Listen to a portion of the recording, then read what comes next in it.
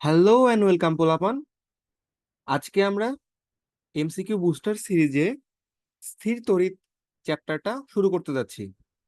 আজকে আমাদের class number 1। আমরা দুটো ক্লাসের মাধ্যমে এই চ্যাপ্টারের যত ধরনের কনসেপ্ট আছে, যত ধরনের এমসিকিউ আছে, বোর্ড স্ট্যান্ডার্ড, সবগুলো কভার করার চেষ্টা করব। তো without any further delay let's start.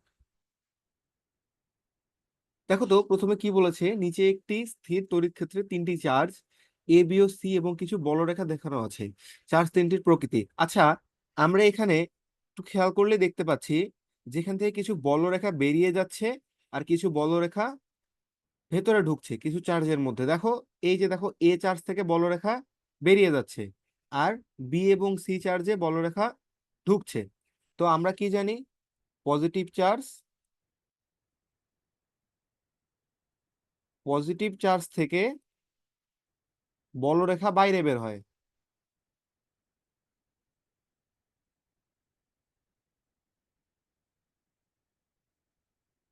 অর্থাৎ নির্গত হয়। এবং নেগেটিভ চার্জ থেকে বলরেখা, নেগেটিভ চার্জ থেকে না বলে যদি বলি নেগেটিভ চার্জে বলরেখা এসে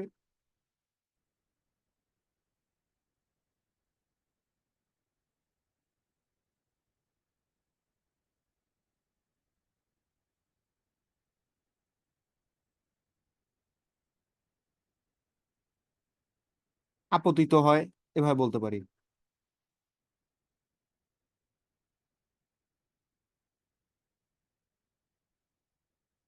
বা নেগেটিভ চার্জের ক্ষেত্রে বলরেখাগুলো অন্তর্মুখী হয়।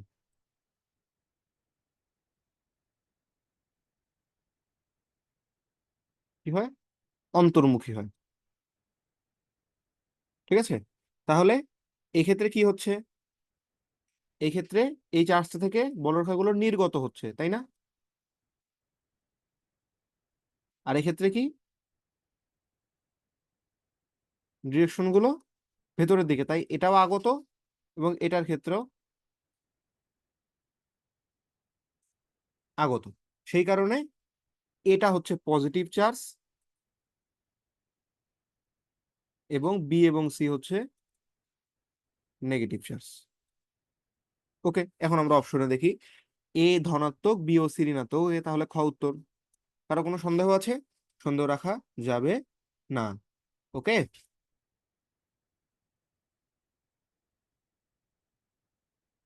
খুবই বেসিক কনসেপ্ট, এগুলো আমরা ভালোভাবে আয়ত্ত করব। দ্বিতীয়ত, এক কুলম চার্জে কতগুলো, এক কুলম চার্জ কতটি ইলেকট্রনের চার্জের সমান? এই ক্ষেত্রে একটা টার্ম আমাদেরকে জানতে হবে, সেটা হচ্ছে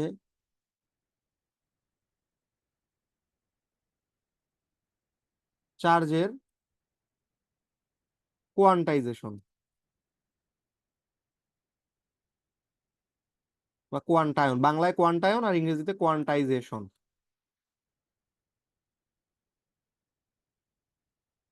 চার্জের কোয়ান্টাইজেশনের শর্ত কি জানো?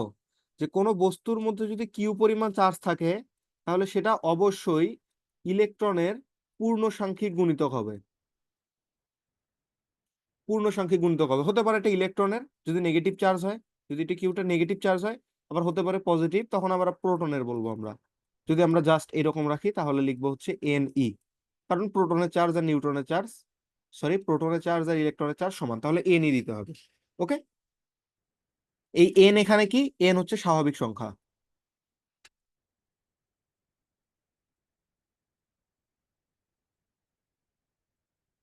Natural number.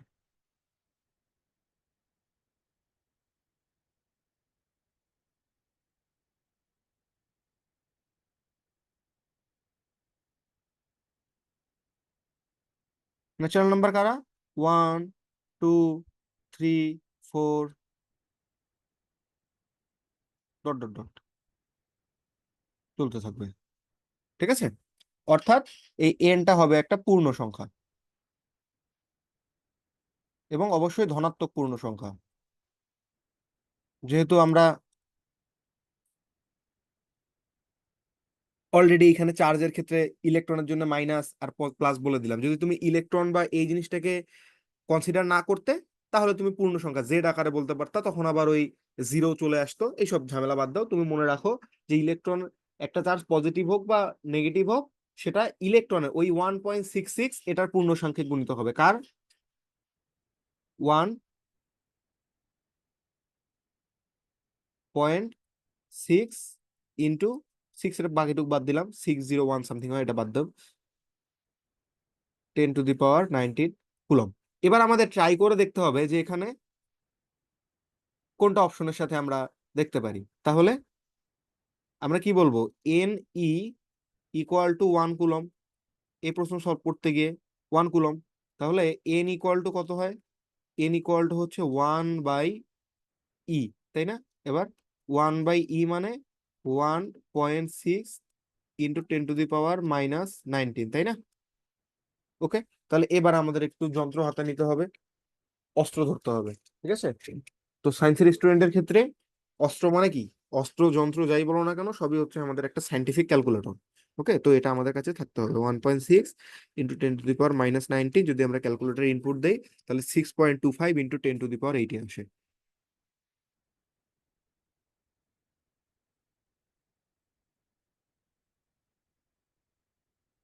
এতটি, ঠিক আছে, ডান। নেক্সট, একটি বস্তুর মোট চার্জ নিচের কোনটি হতে পারে? হ্যাঁ, এই ক্ষেত্রে তোমাকে হিসেব করে দেখতে হবে যে কোন জায়গায়, এই যে দেখো, আমরা কি জানি, q equal to n e, এই এনটা কি পূর্ণ সংখ্যা। তো আমাদের চেক করে দেখতে হবে কোন জায়গায় এই এনটা পূর্ণ সংখ্যা আনা সম্ভব হচ্ছে।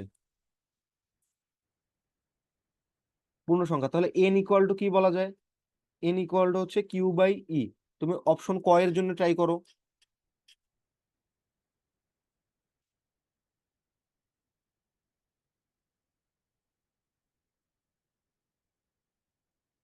ক এর জন্য দেখতে গেলে কিউ কত, 3 × 10⁻−19, 1.6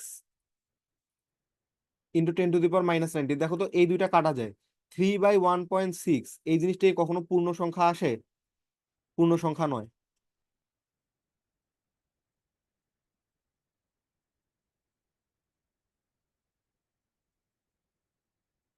পূর্ণ সংখ্যা নয়, তাহলে ক হবে না। এবার খতে আসো, খতে কত, 4 × 10⁻−19 বাই 1.6 ইন্টু 10⁻−19, হিসাব করে দেখো, 4/60, 4/1.6,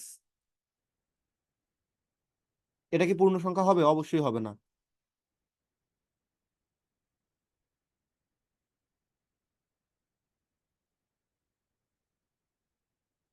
তুমি যদি চালাক হও, তাহলে তুমি 1.6 এর গুণিতক গুলাই খুঁজতে বের করবে। আগে দেখ করে দিই আমি একটা, নর্মালি 5.76 ইন্টু 10⁻−19 বাই 1.6 ইন্টু 10⁻19,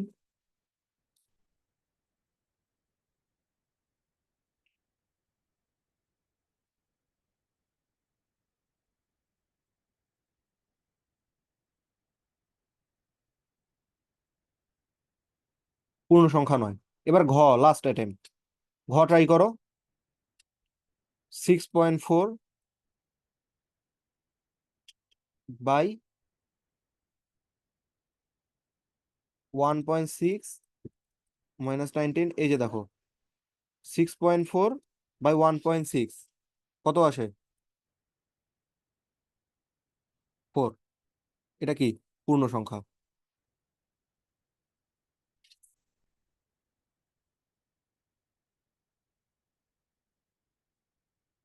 তো এটা দ্রুত করার উপায় কি, চারটা অপশন টেস্ট করতে তো অনেক সময় লাগলো, তাই না?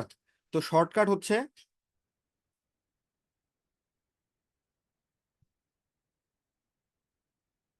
শর্টকাট হচ্ছে আমরা 1.6 এর গুণিতক খুঁজবো। 1.6 এর গুণিতক কি কি হতে পারে, খেয়াল করো তো। 1.6 তাহলে কত হবে, 3.2 আসবে, তারপর 4.8 আসবে, তারপর কত আসবে বলো, 6.4 আসবে। এখন এটা 32 হতে পারে, 48 হতে পারে, 64ও হতে পারে। ঠিক আছে, পরের টুকু বাদ বাদ এই ধরনের ডিজিট গুলো আমাদের থাকতে হবে, 3 2 4 8 6 4 এগুলো রাখবা। তারপরে আর কত হতে পারে, 8 হতে পারে। ঠিক আছে, এমন করে চলতে থাকবে, 9.6 হবে। ওকে,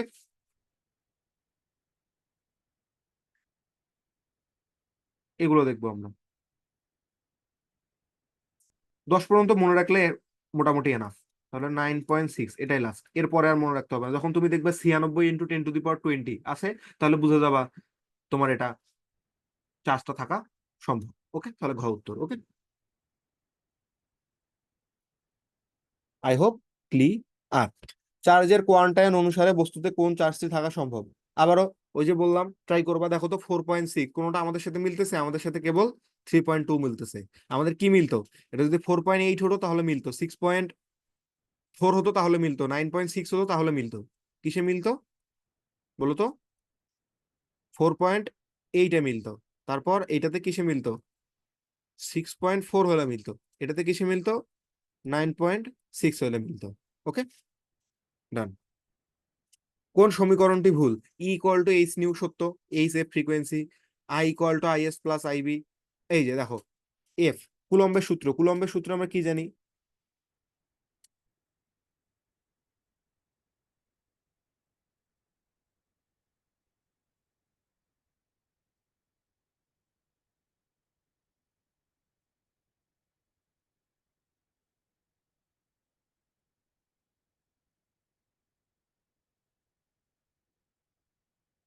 কেন যেন লেখাটা হইতেছে না।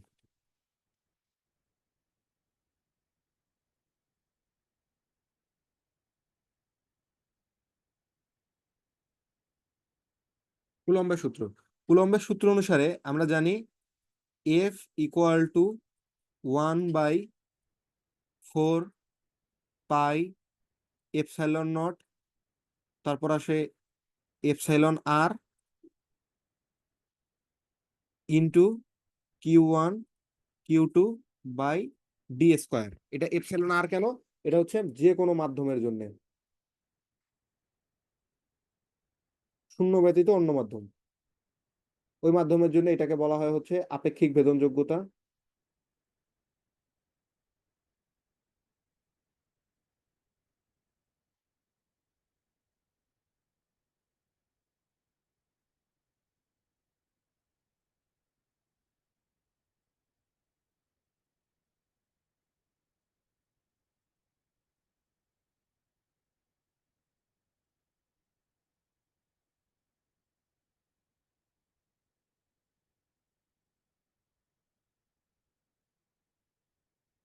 ভেদনযোগ্যতা, আর এই এপসাইলনের মান হচ্ছে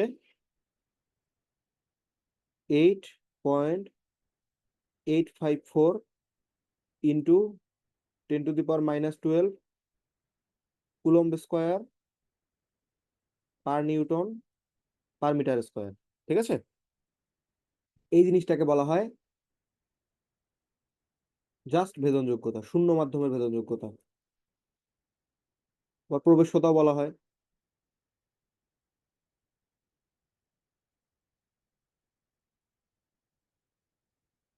প্রবেশ্যতা। আর এই যে পুরো টার্মটা 1/4 পাই এপসাইলন নট, এই জিনিসটার মান আসে, মান বসায় দেখবা 9 × 10⁻⁹ newton metre square per coulomb square. ঠিক আছে, এটাকে কি বলা হয় জানো? এটাকে বলা হয় কুলম্বের ধ্রুবক।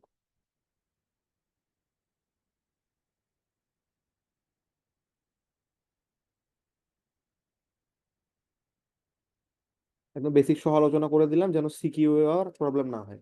ঠিক আছে, এবার একটু পরে দেখবা এটার ইউনিট চাবে, পারতে হবে। ওকে, বাকি সবগুলোই সত্য, তাহলে এটা শুধু ভুল, এই জন্য এইটাই এবার সঠিক উত্তর। ওকে, আই হোপ ইটস ক্লিয়ার।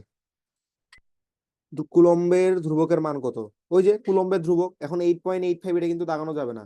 ঠিক আছে, কারণ কুলম্বের ধ্রুবকের মান কিন্তু এটাকে বলা হয় না, এটা হচ্ছে এপসাইলনের মান, এপসাইলন নটের মান এটা, আর কুলম্বের ধ্রুবক হচ্ছে এটা। ওকে, কে দিয়ে প্রকাশ করি আমরা? বড় হাতের কে, বড় হাতের কে একটু পরে ওই যে আপেক্ষিক ভেদনযোগ্যতা ওইটা দেওয়া হবে, বা তার আপাতত এটুকু মনে রাখো। এসআই পদ্ধতিতে কুলম্বের সূত্রে সমানুপাতিক ধ্রুবকের মান কত? ওকে, কুলম্বের সূত্রে 9 × 10⁹ কোথায়? এই যে দেখো, এইটাও কিন্তু হয়, অনেকে দেখে এটা দাগাবে, বাট দেখো এখানে কিন্তু ইউনিটটা ঠিক নেই, ঠিক না? এপসাইলন নটের একক, ওকে, একটু আগে দেখে আসছি coulomb square per Newton per metre square. কোথায়? এই যে চৌম্বক তড়িৎ প্রবেশ্যতা, ওই যে একই, এটাই হচ্ছে এই যে আপেক্ষিক ভেদনযোগ্যতা, যে বললাম শূন্য মাধ্যমের ভেদনযোগ্যতা, ওইটা নিউটন কুলম্ব স্কোয়ার কোথায়, per Newton per metre square coulomb square, চলবে। তড়িৎ ভেদনযোগ্যতার একক কোনটি? এই যে দেখছো কতবার আসছে এগুলা, বারবার আসবে, এটা ইম্পর্টেন্ট। মাধ্যমের ভেদনযোগ্যতার একক নিচের কোনটি, পারবা? পার মিটার স্কোয়ার হবে। কুলম্বের সূত্রে ভেক্টর রূপ, ওকে, ভেক্টর রূপটা দেখো, স্কেলার রূপ তো জানোই, স্কেলার ইকুয়াল টু কি বলতো? প্রথমে রাখি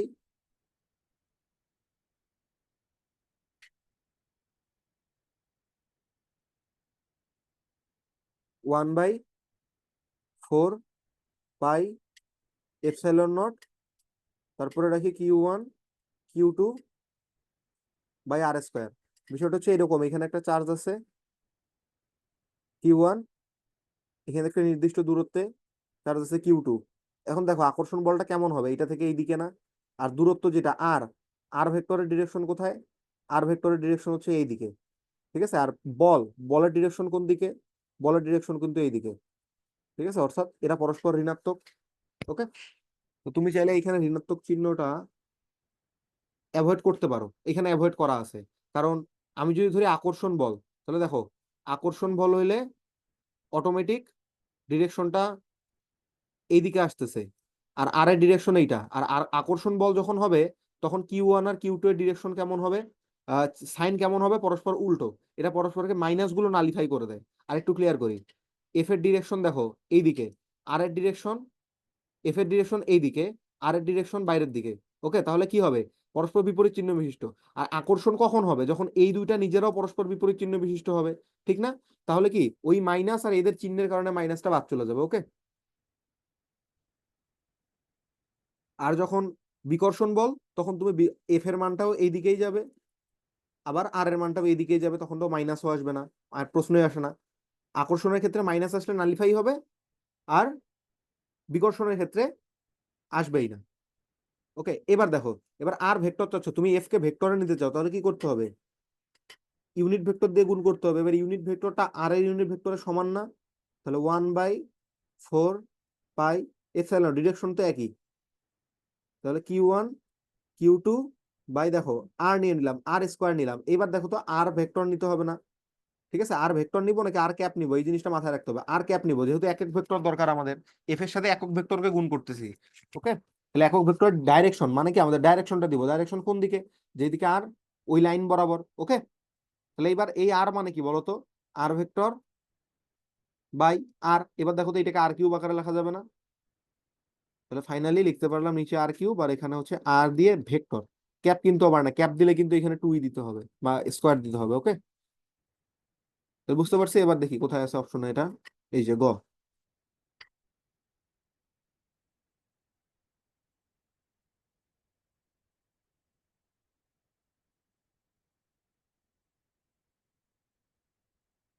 নেক্সট, সমানুপাতিক ধ্রুবকের মান, এটা তো জানি, Newton metre square per coulomb square. Number দেখে অনেকে দাগায় ফেলবে, বাট ইউনিটটা আলাদা। মধ্যবর্তী দূরত্ব অসীম, মধ্যে ক্রিয়াশীল বল কত? ওকে, অসীম যদি দূরত্ব হয়, তাহলে দেখো তো এফ ইকুয়াল টু আমরা কি জানি, ধরলাম কনস্ট্যান্ট ইন্টু Q1 Q2/d²। এখন দেখো নিচে যদি থাকে ইনফাইনাইট, তাহলে এটা উপরে গিয়ে 1/∞=0 না? তাহলে অসীম দূরত্ব থাকলে বল হবে 0। দুটি চার্জের মধ্যবর্তী দূরত্ব ও 1/3 করলে কেমন হবে? ওকে, করো তুমি। F1 = কনস্ট্যান্ট নিলা, উপরে Q প্রাইম কি r², তাই না? এবার F2 = কে, উপরে কিউ, Q প্রাইম, এটা Q প্রাইম বাই কি হয়ে গেল, 1/3, তার মানে r/3 whole square. Whole square. এবার একটু ক্যালকুলেট করো, থ্রিটা উপরে চলে যাবে না, নিচে নাইন আসবে, নাইনটা উপরে চলে যাবে, তাহলে nine into k into q q prime by r square, তাহলে আলটিমেটলি কি দাঁড়ালো, নাইন ইন্টু F1, তাহলে কি 9 গুণ হবে। ওকে, তড়িৎ প্রাবল্য বনাম দূরত্ব। ওকে, সমীকরণটা কেমন, ই ইকুয়াল টু, আমরা জানি প্রাবল্যতা কাকে বলে, কোন তড়িৎ ক্ষেত্রে, এটা মনে করো একটা চার্জ রাখছি, তড়িৎ ক্ষেত্র কাকে বলে, তড়িৎ ক্ষেত্র হচ্ছে কোন চার্জ তার আশেপাশে যতটুকু জায়গা দূরে এর আকর্ষণ বা বিকর্ষণ বজায় রাখতে পারে, সেটাই হচ্ছে তার তড়িৎ ক্ষেত্র। মনে করলাম এ এতটুকু জায়গা বরাবর রাখতে পারে।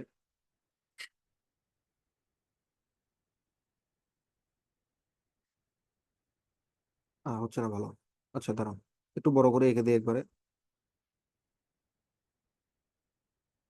এইবার এইটাই হচ্ছে তার তড়িৎ ক্ষেত্র। আর ক্ষেত্র প্রাবল্য কাকে বলে, প্রাবল্য হচ্ছে যতটুকু জায়গা জুড়ে তার অস্তিত্ব বর্তমান আছে, সেখানে যদি একটা বস্তু রাখি, তাহলে সেটা যে পরিমাণ বল পাবে একক ভরের, একক ধনাত্মক আধানকে রাখলে, ঠিক আছে। তাহলে ই ইকুয়াল টু কি বলতো, এফ বাই একটা চার্জ। তাহলে এখন এফ মানে তো আমরা জানি k, q one q by r square, যদি এখান থেকে ডিস্টেন্সটা ধরি আমরা আর,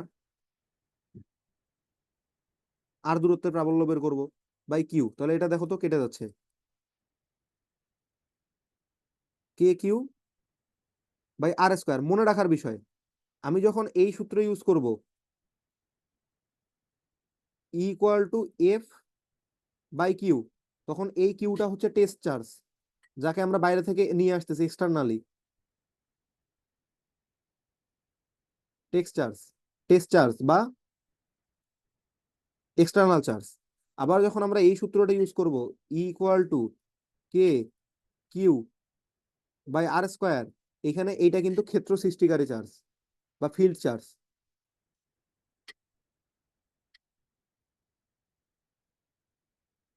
এটাকে ডোমিনেটিং চার্জও বলতে পারি। এই জিনিসটা নিয়ে অনেকের মনে কনফিউশন আছে, ক্ষেত্র সৃষ্টিকারী,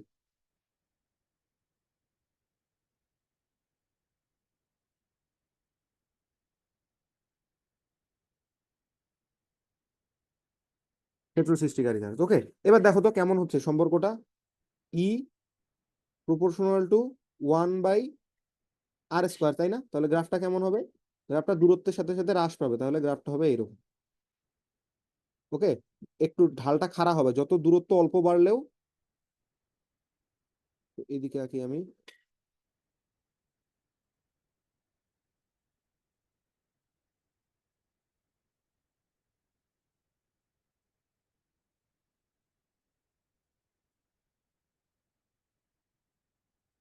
দূরত্ব অল্প বাড়লে এটা অনেক বেশি ফ্ল্যাকচুয়েট করে যাবে, এরকম করে, ঠিক আছে।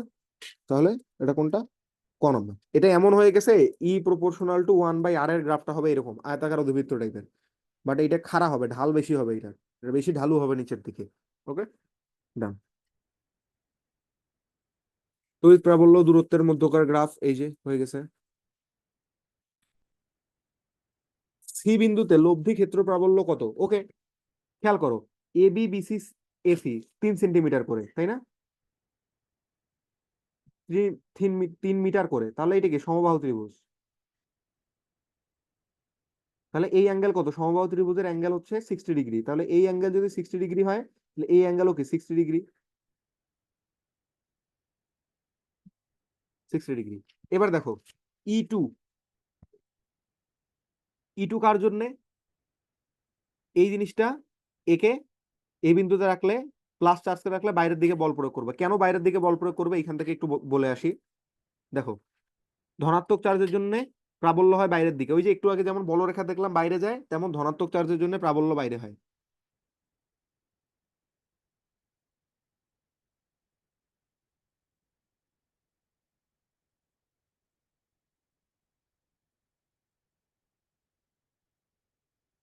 ভেতরের দিকে, কারণ সংজ্ঞা অনুসারে দেখছো যে একক ধনাত্মক আধানকে রাখবো, তার মানে +1 কুলম্ব চার্জকে রাখবো। এবার দেখো এটা প্লাস চার্জ, এটা +1 কুলম্ব চার্জ, কি করবে একে, বাইরের দিকে বল প্রয়োগ করবে না, আর যদি এদিকে একটা মাইনাস চার্জকে আনতাম, মাইনাস যে কোনো একটা চার্জকে আনতাম, তাহলে কি করতো? মাইনাস চার্জকে সে আকর্ষণ করতো। তাহলে তখন কি প্রাবল্যের দিকটা কোন দিকে হয়ে যেত? প্রাবল্যের দিকটা তখন ভেতরের দিকে হয়ে যেত। সরি, একটু মিস্টেক করছি, জাস্ট এ মিনিট। দেখো প্লাসের জন্য আমার তো সংজ্ঞায় তো পরিবর্তন হচ্ছে না, আমি এখানে -1 কে আনতেই পারবো না, আমাকে আনতে হবে কি +1 কে। তাহলে এটা যদি একটা নেগেটিভ চার্জের ক্ষেত্র হইতো, সেইখানে যদি আমরা +1 কে আনতাম, কি কি হইতো তাহলে? এইখানে +1 কে আনতেছি, তাহলে কি হবে? +1টা কি ভেতরের দিকে আকর্ষিত হবে না? তাই না? এই জন্য তখন আমরা বলি মাইনাসের জন্য বলরেখা ভেতরের দিকে। ওকে, বা প্রাবল্যের দিক ডিরেকশনটা ভেতরের দিকে হবে। মাইনাসে, মাইনাসটাকে এটা ক্ষেত্র সৃষ্টিকারী, field creating charge, field creating charge. Okay, field creating চার্জটা যদি নেগেটিভ হয়, এটা টেস্ট চার্জটা পজিটিভ নেগেটিভটা ম্যাটার করতেছে না, field charge, field creating charge,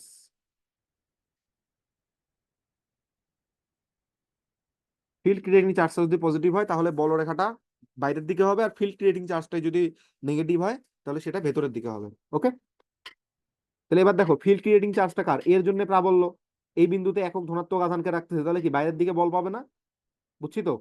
এই জন্যই এখানে আমরা কি করতেছি, E2টাকে বাইরের দিকে নিচ্ছি, সেম কারণে E1ও বাইরের দিকে। ওকে, এবার E1 এর মান কিন্তু বের করা যায়। E1 এর মান কত হবে বলতো? E1 আর E2 এর মান ইকুয়াল হবে, এইটুক তো বুঝতেছি, এই দুইটাকে আমরা ই ধরে নিলাম, ধরতে পারি না? দুইটার মান ইকুয়াল হবে কারণ দুইটাতেই সেম চার্জ আছে এবং দূরত্বও same, 3 3। K q by r, কে মানে কত? 9 × 10⁹ কিউ, 3 কুলম, বাই আর, আর কত?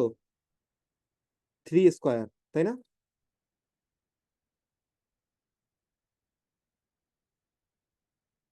3 স্কোয়ার। তাহলে এখান থেকে দেখো তো, এই যে এখানকার 3 স্কোয়ার, এটা কেটে দেওয়া যায়, তাহলে কত হয়?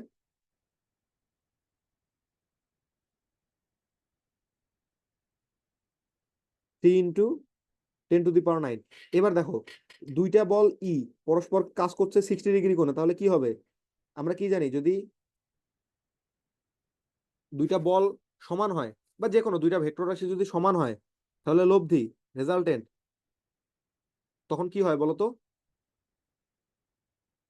ই টোয়াইজ ই কস α/2, মনে আছে? তাহলে বসাইলা 3 × 10⁹, সামনে একটা 2 আসবে, ইন্টু কস α/2 মানে কি 60 ডিগ্রি/2, তাই না? বা 30 ডিগ্রি, cos 30 ডিগ্রি মান কত? √3/2। তাহলে দেখো তো কত হয়, 3√3, এখান থেকে 2, আর এখানে √3/2, এই দুটো কেটে যাবে, উপরে √3 আর এই 3 মিলে 3√3 × 10⁹। ওকে, এবার দেখো, এবার খেয়াল করো, 3√3 মানে কত? 3 × 1.73 সামথিং, তাহলে এটা গুণ করো, কত আসে? 1.173। তুমি যদি এটাকে ধরো 17 ধরে নাও, তাহলে কত আসে? 3 × 7 = 21, তার মানে 3 × 1 = 3, 5 পয়েন্ট সামথিং আসবে, 5.2, এটাই এটাই হচ্ছে গ নাম্বারটা হচ্ছে উত্তর। ওকে, ক্যালকুলেশনটা ক্যালকুলেটরে করে দেখবা তোমরা। ওকে,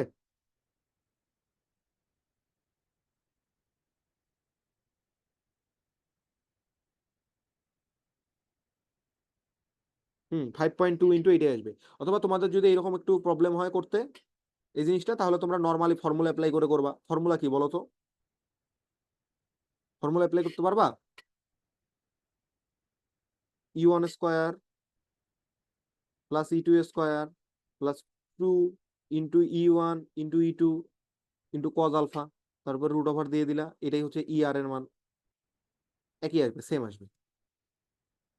নেক্সট, তড়িৎ প্রাবল্যের এসআই একক কি? বলো, তড়িৎ প্রাবল্যের এসআই একক কি? তড়িৎ প্রাবল্য কাকে বলে? এবার প্রাবল্য আর বিভবে আসি। গ্রাভিটেশনের সময় যেটা বলছিলাম প্রাবল্যের জন্য, সেটাই এখানে E = -dv/dr। ঠিক আছে, সুন্দর করে ডেরিভেটিভ আকারে না লিখলে v/r আকারে লিখতে পারো। ঠিক আছে, বা v/r/d ডিস্টেন্স হিসেবে ডি দিয়ে দিলাম, v/d। ওকে, তাহলে ভি এর একক কি? ভোল্ট, ভোল্ট, আর ডি কি? মিটার। তাহলে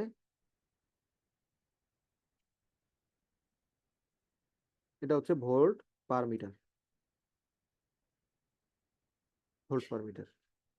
ওকে, জুল পার কুলম কার একক জানো? এটা হচ্ছে বিভবের একক। বিভবের একক। ঠিক আছে, এই জুল পার কুলম এইটাকে একত্রে বলা হয় ভোল্ট। আর এমসি এটা আসলে কিছু না, এটা বাদ। এত সুষম ক্ষেত্র প্রাবল্য বিশিষ্ট বিদ্যুৎ ক্ষেত্রে একটি প্রোটনের উপর ক্রিয়াশীল বল কত? ওই যে আমরা এবার আসি, ই ইকুয়াল টু কি, এফ বাই কিউ। তাহলে এফ ইকুয়াল টু কত?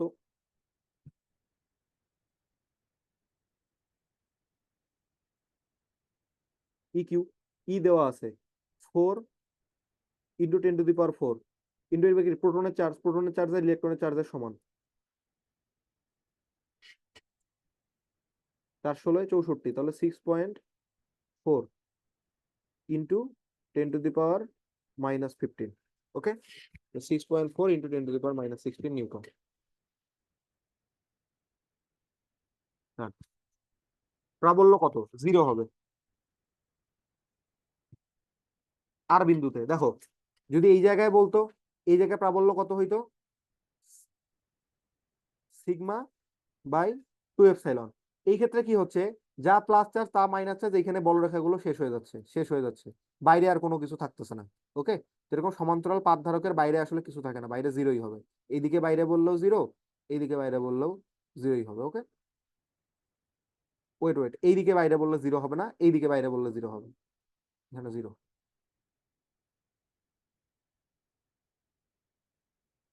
একটি তড়িৎ ক্ষেত্রে 50 সেন্টিমিটার ব্যবধানে অবস্থিত দুটি বিন্দুর বিভব পার্থক্য এত, প্রাবল্য কত? ওই যে বললাম, E equal to V by D. V কত? 200 ভোল্ট। আর ডি কত? 50 সেন্টিমিটার, মানে 0.5 মিটার, তার মানে 400 ভোল্ট পার মিটার।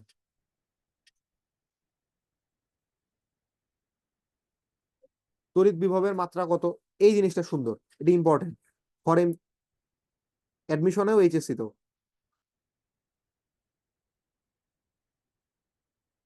ইভেন কলেজের পরীক্ষার জন্য। ঠিক আছে, যদি 25 বছর কেউ দেখে থাকো, তাহলে তোমাদের জন্য তো কলেজ পরীক্ষায় ভালো করতেই হবে। ওকে, এবার দেখো, তড়িৎ বিভব। তড়িৎ বিভব কাকে বলে?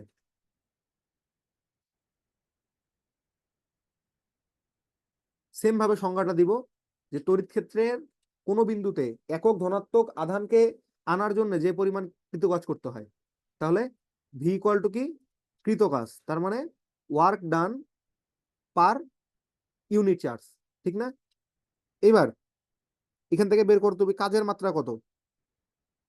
কাজের মাত্রা কি, এম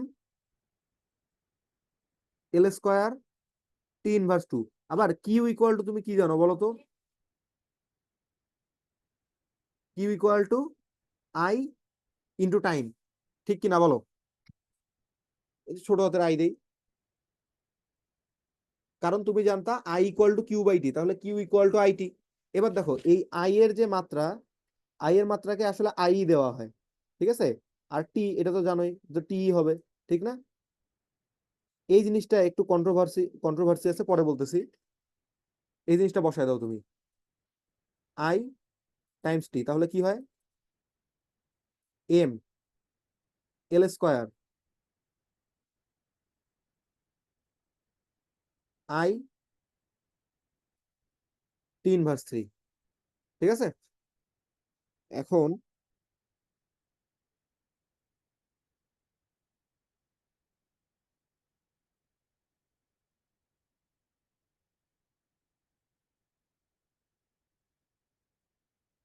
এখানে দেখো, তাহলে প্রশ্নে কিন্তু এই অপশনটা নাই।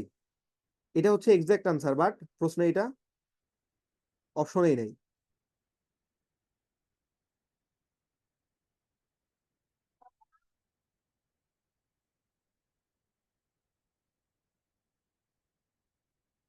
এই ক্ষেত্রে করণীয় কি তাহলে, এই আইটাকে তুমি এ দিয়ে রিপ্লেস করো, অ্যাম্পিয়ার দিয়ে, যদিও সঠিক না, বাট ঠেকা কাজ চালানো।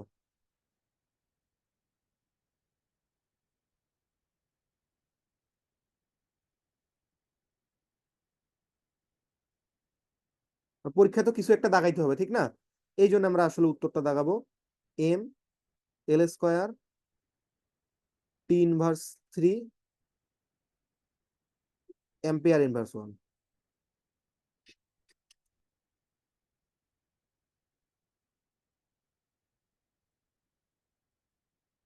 ওকে, দুটি চার্জিত বস্তুর মধ্যে চার্জ প্রবাহিত হতে থাকে যতক্ষণ না পর্যন্ত তাদের মধ্যে বিভবের পার্থক্য জিরো হয় অথবা বিভব সমান হয়ে যায়। ইলেকট্রন ভোল্ট কিসের একক? কাজের একক।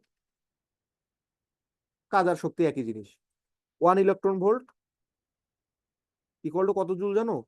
1 ইলেকট্রনের চার্জের সমপরিমাণ। মানে জিনিসটা হচ্ছে একক, একটা ইলেকট্রনকে কোনো তড়িৎ ক্ষেত্রে আনতে যে পরিমাণ কাজ করতে হবে সেটাই হচ্ছে ইলেকট্রন ভোল্ট। ওকে, তাহলে আলটিমেটলি এটা 1.6 × 10⁻¹৯ জুল। ওকে,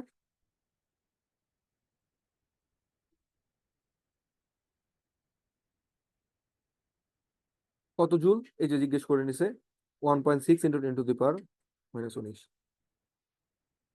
ওকে, এটা বেশ ইন্টারেস্টিং একটা problem.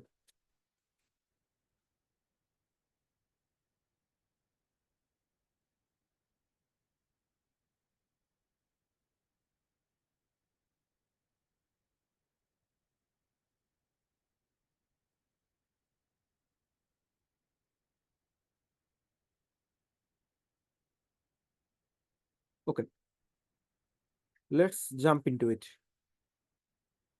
AB equal to AC equal to 2 BD, তার মানে এই জিনিসটা হচ্ছে অর্ধেক। ওকে, তুমি এই ডিস্টেন্সটাকে ধরে নাও আর। সমস্যা আছে? মন খারাপ করবা? করো না। এবি ইকুয়াল টু এসি, তার মানে এইটা, এটা আর হইলে এটা আর। আচ্ছা, আমি এক্স ধরতেছি, এক্স লেখাটা সহজ হয়, এক্স, এটাও এক্স। ঠিক আছে, তাহলে এইটুকু কত? x/2। এইটুকু কত? x/2। তোমাকে আমি পরে শর্টকাট বলে দিব, আগে খেয়াল করো। এবিসি ত্রিভুজের AB equal to QB equal to plus, মানে এই 2 কুলম্ব আছে বি বিন্দুতে, সি বিন্দুতে আছে হচ্ছে +4।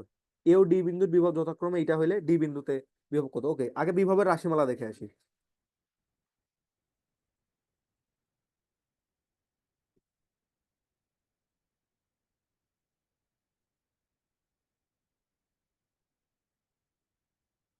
বিভবের রাশিমালা ভি ইকুয়াল টু কি জানো? ওই যে দেখলাম ই/ডি বা ই/আর, তার মানে কে কিউ/আর। ওকে, তাহলে এই বি এর জন্য ডি বিন্দুতে, এ ও ডি বিন্দুতে বিভব। ওকে, এ বিন্দুতে যে টোটাল বিভবটা আসবে ভি এ, এবং বিভব কিন্তু স্কেলার রাশি অবশ্যই, এটা কিন্তু স্কেলার,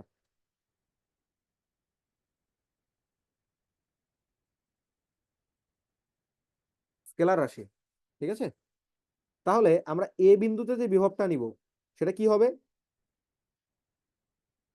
বিভব বের করতে হলে আমরা নর্মালি সবগুলোকে যোগ করে দেই। তাহলে ভি এ ইকুয়াল টু কি হবে বলতো? কে কিউ1/আর1 প্লাস কে কিউ2/আর2। সুন্দর করে তুমি কিউবি কিউসি লিখতে পারতা, কে কিউবি/আরবি, কে বা আরবি বা যাই বলো এক্স বি, যেটাই হোক, কে কিউসি/আর সি, এরকম। তো আমি নর্মালি ওয়ানটাকে, এই পয়েন্টটা ধরলাম হচ্ছে 1, আর এই পয়েন্টটাকে ধরতেছি হচ্ছে 2। মন খারাপ করেও না।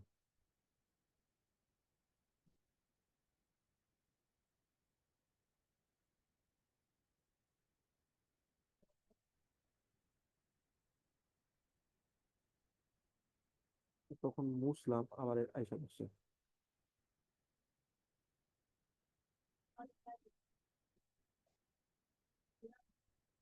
হুম,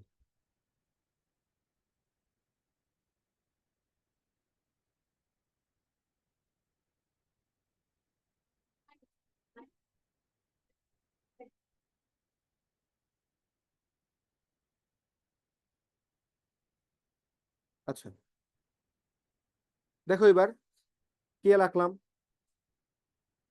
বাইরে, কিউ1/আর1, কিউ2/আর2। এবার দেখো কে কিউ1 মানে কত? 2 কুলম্ব, বাই দূরত্ব কত? এক্স। এ বিন্দুর জন্য এ বি এর ডিস্টেন্সটা কত? এক্স না? প্লাস এইখানে কত? 4/x। তাহলে এক্সটা যদি তুমি আসলে লসাগু নিয়ে নাও, তাহলে কি আসে 6k, তাই না? 6k/x। এবার তুমি আরেকটা পয়েন্টে আসো, ভিডি।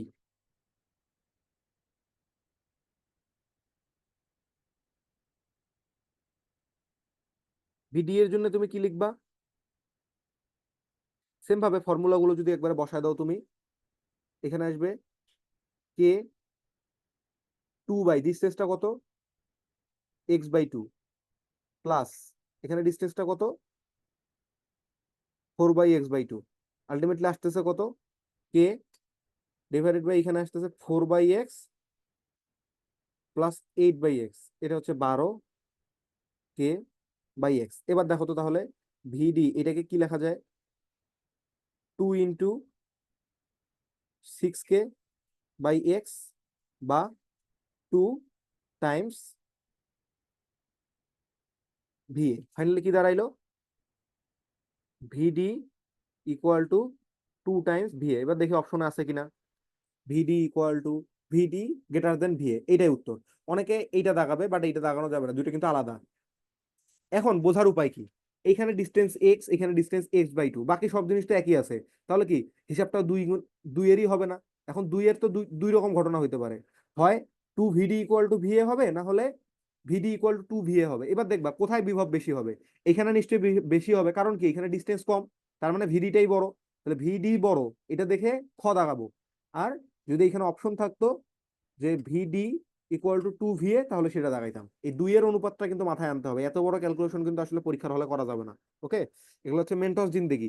আর আমি যেটা অবজারভেশন বললাম সেটা হচ্ছে, ও, আমি প্রথমে যেটা করলাম ক্যালকুলেশন, এটা হচ্ছে আম জিন্দেগি, আর তারপরে যেটা অবজারভেশনটা বুঝাইলাম সেটা হচ্ছে মেন্টস জিন্দেগি। ওকে, তো মেন্টস জিন্দেগিতে যেতে হবে। ওকে, কত চার্জ স্থাপন করলে ডি বিন্দুতে হবে এটা?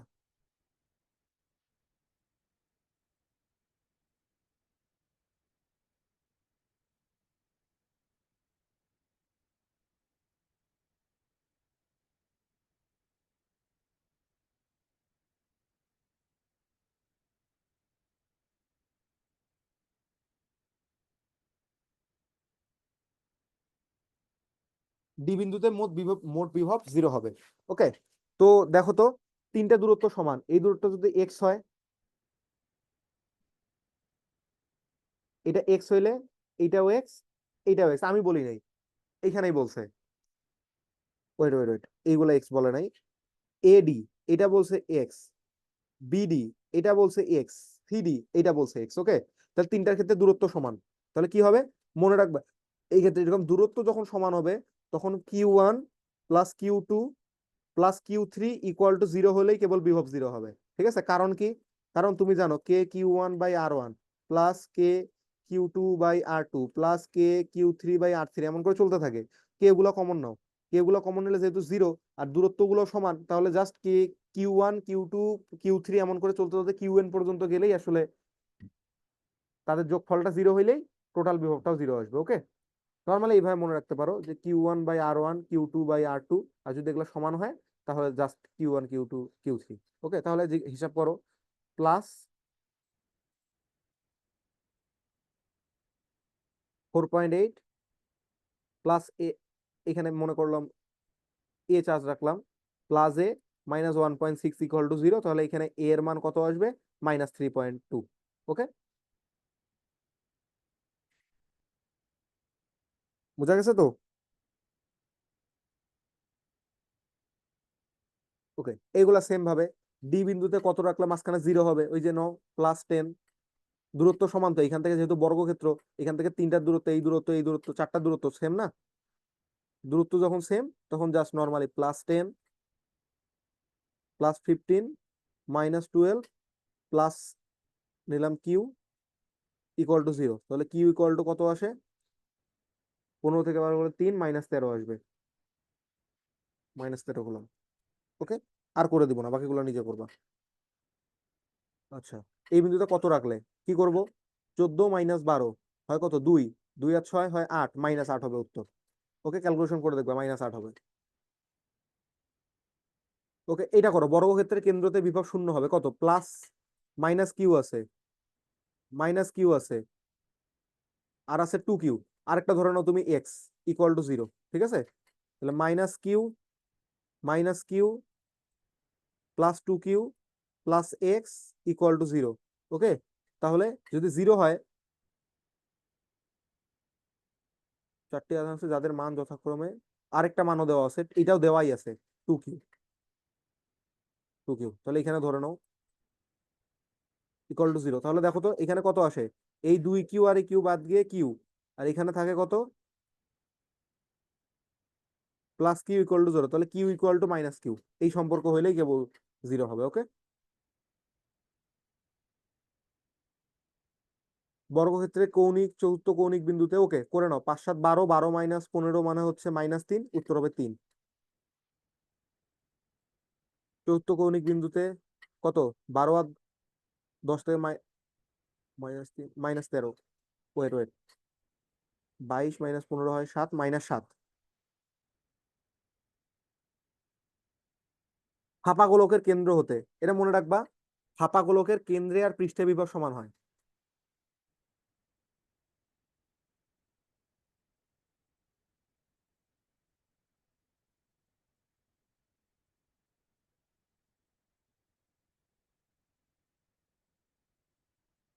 চারিত ফাঁপা গোলক কেন্দ্রে, আচ্ছা দাঁড়াও, প্রথমে আসি বহিস্থ কোনো বিন্দুতে। এই মনে করো হচ্ছে তোমার ফাঁপা গোলকটা, এর পৃষ্ঠে চার্জ আছে কিউ, পৃষ্ঠে কিউ চার্জ আছে, কেন্দ্র থেকে আর দূরত্বে, কেন্দ্র থেকে আর বলতেছি, কেন্দ্র থেকে ডিস্টেন্সটা আর, এটা আর, আর পুরোটা হচ্ছে আর, যে ক্ষেত্রে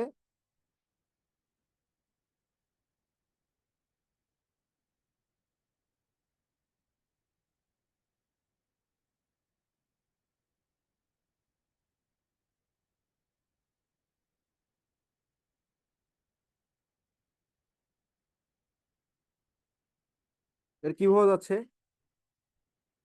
আর গ্রেটার দেন আর, মানে আরটা অবশ্যই বড়, তাহলে এই বিন্দুতে যে বিভব হবে, ভি ইকুয়াল টু হবে কে কিউ বাই আর, প্রাবল্য হবে কে কিউ বাই আর স্কোয়ার। ওকে, পরে আসতেছি। আবার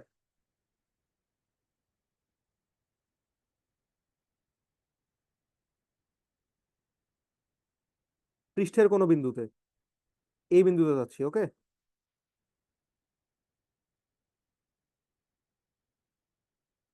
এই ডিস্টেন্সটাই আর, এই ডিস্টেন্সটাই আর, এই বিন্দুতে যাচ্ছি। তাহলে এইটা কত, এটা কি শর্ত, আর ইকুয়াল টু হচ্ছে আর, কিউ চার্জ আছে অ্যাজ ইউজুয়াল, তাহলে এই বিন্দুতে ভি এর মানটা হবে কে কিউ বাই বড় আর। আর কেন্দ্রে ভেতরে যে কোনো বিন্দুতে, এই বিন্দু হোক, যে কোনো অবস্থানের জন্য যেখানে আর লেস দেন আর, সেই জায়গার জন্য V equal to k q by আরই হবে, বড় আর। ঠিক আছে, কি বোঝা যাচ্ছে, সারফেস আর ইনসাইড, এটাকে বললাম ভি আউটসাইড, এটাকে বললাম সারফেস, আর এটাকে বললাম ভি ইনসাইড, বা এটাকে বললাম ভি সেন্টার, যে কোনো ভি সেন্টার, ভি ইনসাইড, যে কোনো পয়েন্টে equal to V surface equal to k q by r. Okay, তাহলে দেখো গ্রাফটা কেমন হচ্ছে, আর নিলাম, ভি নিলাম, তাহলে দেখো তো এইখানে যা ছিল এখানেও তা, তাই না? এই যে কেন্দ্রে, কেন্দ্রে কত, এটা 0 পয়েন্ট, কেন্দ্রে কত, k q by r, k q by r, সারফেসে কত, আর ডিস্টেন্সে, আর ডিস্টেন্সে কত, এটা আর পয়েন্ট, এখানেও কি সেম না? তারপরে কি হচ্ছে, তারপরে যত দূরত্ব বাড়তেছে ব্যস্তানুপাতে হ্রাস পাচ্ছে, এরকম করে। তাহলে গ্রাফ কোনটা, গ্রাফ এখানে, এটা আরেকটু বাঁকা দিলে ভালো হতো, এরকম করে হচ্ছে। ওকে, ও ওয়েট, এটা মনে হয় সমানই বুঝাইছে, এই যে এইটা উত্তর। সমবিভব তলে যে কোনো দুটি বিন্দুর মধ্যে বিভব, সমবিভব তল মানে কি, যে এমন একটা সারফেস চিন্তা করো যার প্রত্যেকটা বিন্দুতে বিভব সমান, এটাই তো আসলে সমবিভব, তাই না? তাহলে সমবিভব তলে এই বিন্দুর বিভব যদি হয় ভি, তাহলে এইটারও ভি হবে, তাহলে ডেল ভি ইকুয়াল টু কত, 0 না? সমবিভব তল ও তড়িৎ ক্ষেত্রের মধ্যে কোণ কত? 90 ডিগ্রি। সমবিভব তল মানে হইতেছে এইরকম। এই যে আমরা জাস্ট একটা কার্ভ যদি চিন্তা করি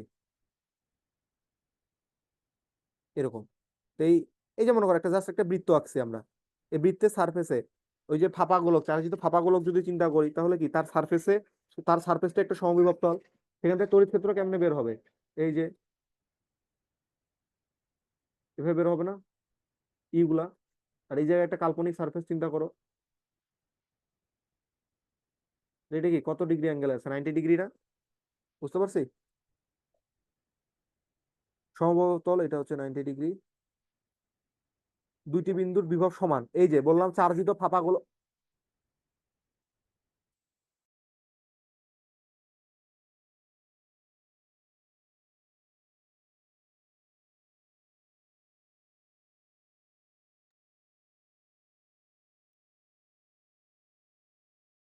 চিত্রে কোন দুইটি বিন্দুর বিভব সমান? ওই যে বলছিলাম আউটসাইড, সরি আউটসাইড না ইনসাইড,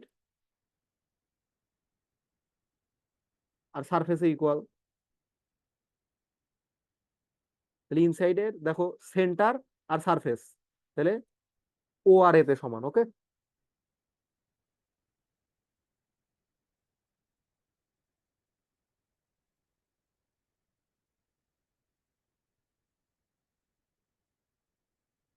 ভূ সংযুক্ত বস্তুতে তড়িৎ বিভব হয় শূন্য। কারণ কি? কারণ ভূ সংযোগের চিহ্নটা আগে দেখায় দেই।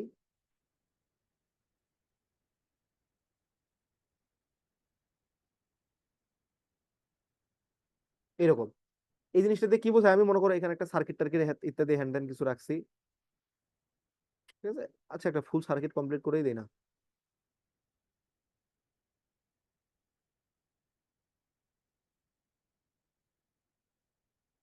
এরকম দিছি। ভূ সংযোগ মানে কি? এইখানে মনে করো অতিরিক্ত ইলেকট্রন ছিল, তাহলে কি হবে? এই অতিরিক্ত ইলেকট্রন গুলো নিচে চলে যাবে। অতিরিক্ত ইলেকট্রন কার কাজ থাকবে? যদি এখানে একটা নেগেটিভ চার্জ থাকে, তাই না? আবার এমন যদি হয় এই জায়গাটা ধনাত্মক, তার মানে এই চার্জটা যদি, এই ভূ সংযোগটা যদি আমরা এইখান থেকে দেই, তাহলে কি হবে? এর যে অতিরিক্ত পোটেনশিয়াল গুলো আছে, অতিরিক্ত প্রোটন গুলো আছে, এই প্রোটন গুলোকে নালিফাই করার জন্য নিচ থেকে ইলেকট্রন গুলো যাবে। তার মানে আরো সুন্দর করে বলতে গেলে, এই জায়গায় যদি পজিটিভ চার্জ থাকে, পজিটিভ চার্জ থাকে, তাহলে কি হবে? নিচ থেকে ইলেকট্রন গিয়ে একে নালিফাই করবে ভূমি থেকে। কারণ ভূমিকে ধরা হয়, গ্রাউন্ডকে বা ভূপৃষ্ঠকে ধরা হয়, ভূপৃষ্ঠ না মানে পুরো পৃথিবীকেই ধরা হয় হচ্ছে চার্জের অসীম আধার। মানে অনেক চার্জ আছে, এত চার্জ, তার মধ্যে থেকে কিছু ইলেকট্রন উপরে চলে গেলে কিছু ইলেকট্রন নিচে চলে আসলে ওর কোনো কিছু ধার্তব্যের মধ্যে আসে না। মনে করো 50,000 কোটি টাকা, 50,000 কোটি টাকার মধ্যে তুমি যদি মনে করো 10টা টাকা কাউকে দিয়ে দাও, তোমার কিছু যায় আসবে? আসবে না। তখন ইলেকট্রন গুলো এইদিকে গিয়ে এই পজিটিভ চার্জ গুলোকে কি করবে? নালিফাই করবে। নালিফাই। আবার মনে করো এই জায়গায় নেগেটিভ চার্জ ছিল, নেগেটিভ চার্জ, তাহলে কি হবে? নেগেটিভ চার্জ মানে কি? ইলেকট্রনের আধিক্য, তাই না?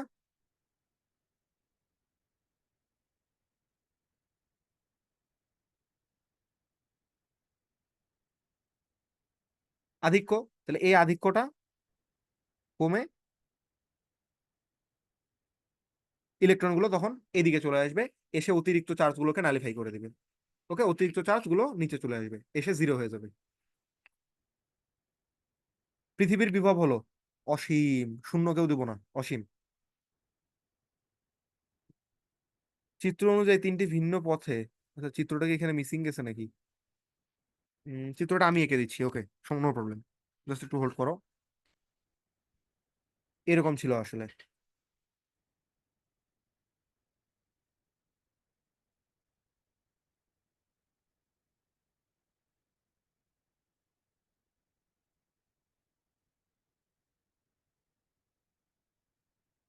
এই পথে গেছে এটা ডাব্লু, আরেকটা পথে গেছে, এই পথে W1,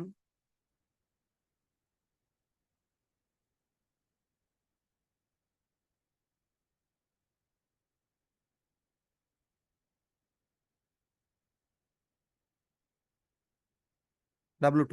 কোন পথে কাজ বেশি? দেখো, চার্জ যখন যাবে, চার্জকে আমরা অবশ্যই স্থির বৈদ্যুতিক বলের মাধ্যমে আনবো। আর অবশ্যই স্থির বৈদ্যুতিক বলটা এক ধরনের সংরক্ষণশীল বল।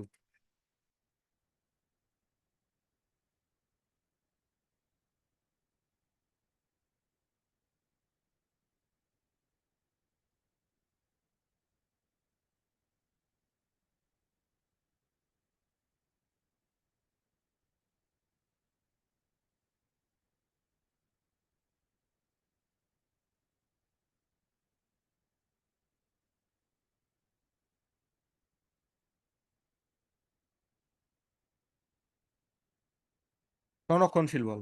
আর সংরক্ষণশীল বল দ্বারা কৃত কাজ পথের উপর নির্ভর করে না। এই কথাটা আগেও শুনে আসছো হয়তো।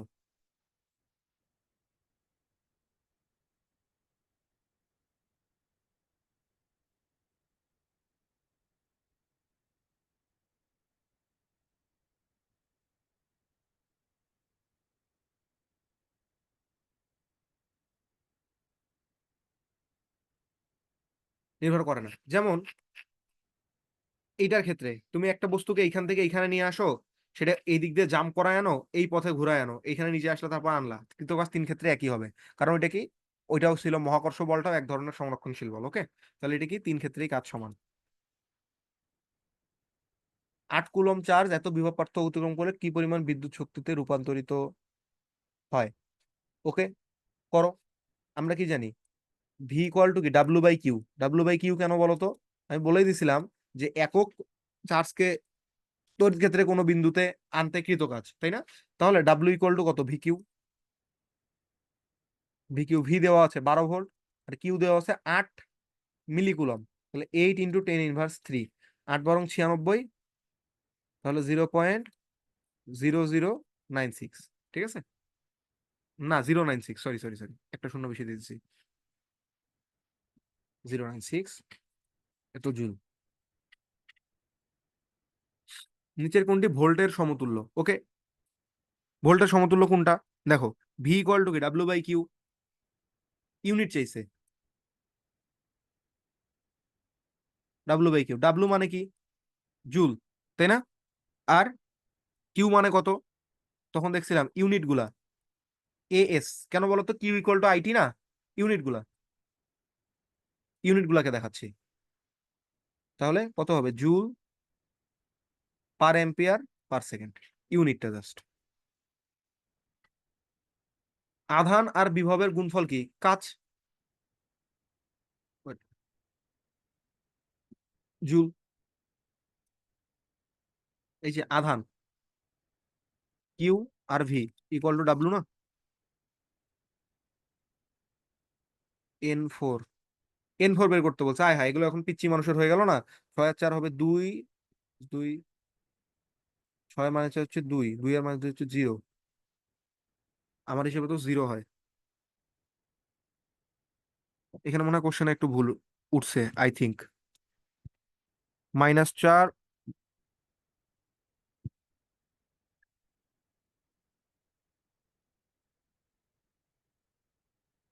একটা হচ্ছে 2, এটা -2 না, এটা 2 হবে। কোশ্চেনের ভুল তুলছে আর কি। 6, -4 আর 2।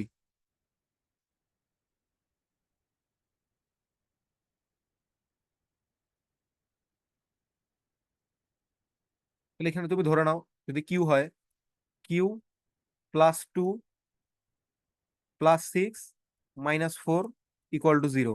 তাহলে 10 +10 -4 ইকুয়াল টু 0, বা কিউ +6 ইকুয়াল টু 0, তাই না? কি হচ্ছে এখানে, -4, 6 2 তো 8, ইস, কি যে ঝামেলা।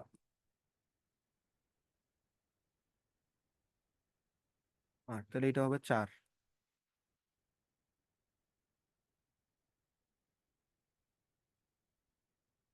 Equal to -4 coulomb.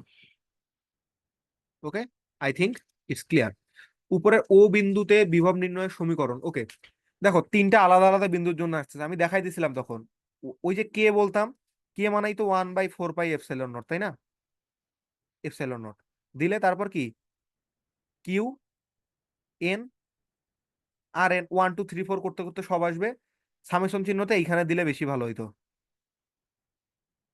কারণ এই সামনের পার্টটা তো কমন। এন ইকুয়াল টু 1 থেকে ইনফাইনাইট পর্যন্ত যতগুলো থাকবে ততগুলো। ঠিক আছে,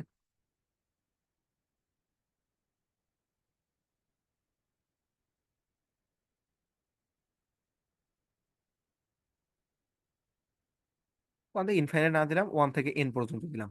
তাহলে এবার দেখো, আর এন এইটাই 4, এটা স্কোয়ার আছে, এটা এপসাইলন আবার উপরে চলে গেছে, স্কোয়ার আছে না, ওইটা উত্তর প্রথমটাই। কোন গোলকের পৃষ্ঠে এত গানের না, এটা মানের হবে, আয় হায়।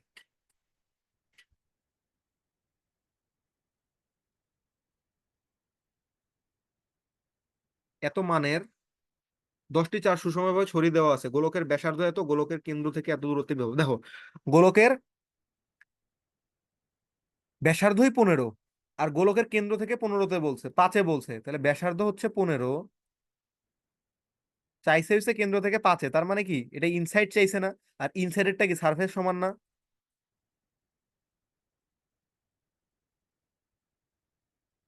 পি সারফেস ইকুয়াল টু কি, কে কিউ বাই আর।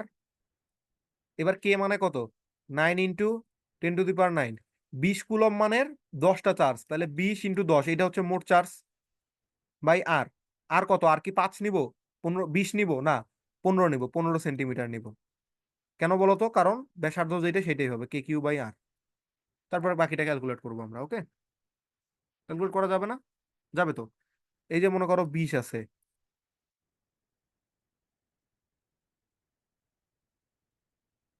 একটু আস্তে আস্তে কাটাকাটি করি।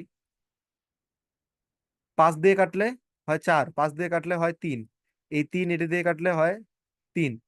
এবার এটা এখানে কেটে দিব, 2 আর এখানে কেটে দিলে হবে 7। তাহলে কত হয়, 3 × 4 = 12 × 10⁸ অথবা 1.2 × 10⁻। কি ব্যাপার, কোথাও কি ভুল করলাম ক্যালকুলেশনে? আমি চেক করি তো।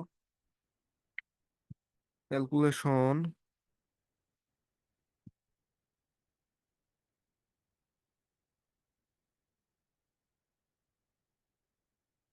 ক্যালকুলেশনটা কোথায় মিস্টেক করলাম দেখো তো। আচ্ছা আচ্ছা, ইনভার্স 2 আছে না, এই 2টা উপরে গেলে পজিটিভ হবে, ওকে? প্রশ্ন, এটা প্রশ্নেই ভুল আছে, ওয়েট, ঠিক করে দিচ্ছি। প্রশ্নের অপশনগুলো একটু মিস্টেক করা আছে। এটা হবে 10⁻13, অপশনেই 13 হবে, ওকে? আর এইবার দেখো, এবার ইনভার্সটা উপরে গেলে তো যোগ হবে, তাই না? তাহলে 9 আর 1-এ 10, তারপর 11 12, তাহলে 12 × 10⁻12, এটাকে কি লেখা যায়, 1.2 × 10⁻13, এইটা উত্তর। এরপরে সমবিভব বিন্দুগুলো হলো কোনগুলো বিন্দু সমবিভব, দেখো তো। এইটা হচ্ছে প্রাবল্য, তাহলে প্রাবল্যের মধ্যে এখানে একটা কাল্পনিক তল চিন্তা করো।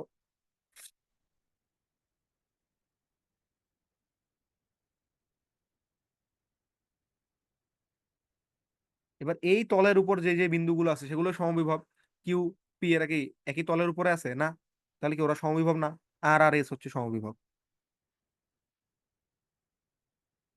তড়িৎ ক্ষেত্রে কোনো বিন্দুতে বিভব হচ্ছে, আচ্ছা বিভব কি, অসীম দূরত্ব থেকে একক ধনাত্মক আধানকে আনতে কৃত কাজ। ভোল্টের তুল্য একক কোনটি, জুল পার কুলম। কারণ ভি ইকুয়াল টু কি, ডাব্লু বাই কিউ, ডাব্লুর জন্য আসতেছে জুল, আর এটার জন্য আসতেছে কুলম, তাহলে ভোল্টের জন্য আসবে জুল পার কুলম।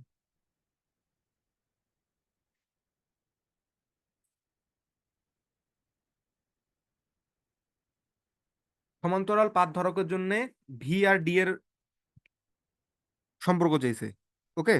তো সমান্তরাল পাত ধারকের জন্য আমরা যদি ফর্মুলাটাই একটু দেখি, তাহলে এখানে আসে ভি ইকুয়াল টু ইডি। এখান থেকে কি বোঝা যায়, ভি প্রপোর্শনাল টু ডি।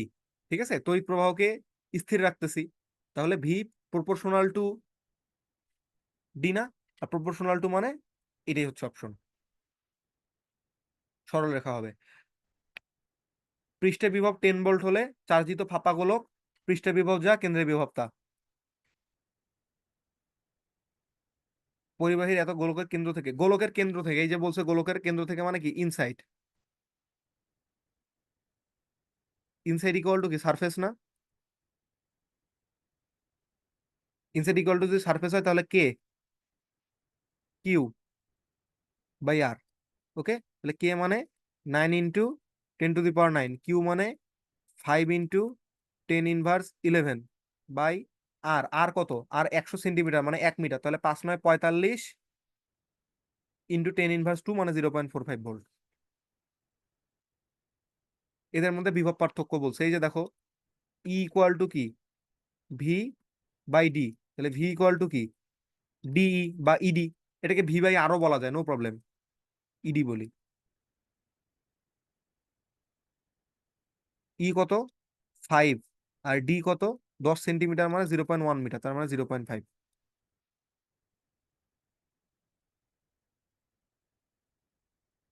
দ্বিমেরু, তড়িৎ দ্বিমেরুর মানে কি, দ্বিমেরু মানে হচ্ছে এমন একটা সিস্টেম যেখানে পজিটিভ চার্জ থাকবে, একটা নেগেটিভ চার্জ থাকবে, এবং এদের মধ্যবর্তী দূরত্বটা অতি ক্ষুদ্র হবে।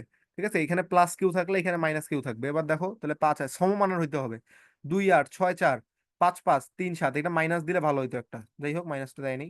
তবুও আমরা সেফ জোন হিসেবে ওইটাকেই ধরবো। তড়িৎ দ্বিমেরুর ক্ষেত্রে তড়িৎ প্রাবল্যের সম্পর্ক কি রূপ, বলো। সূত্রটা কি ছিল তড়িৎ দ্বিমেরুর সাথে, ই ইকুয়াল টু,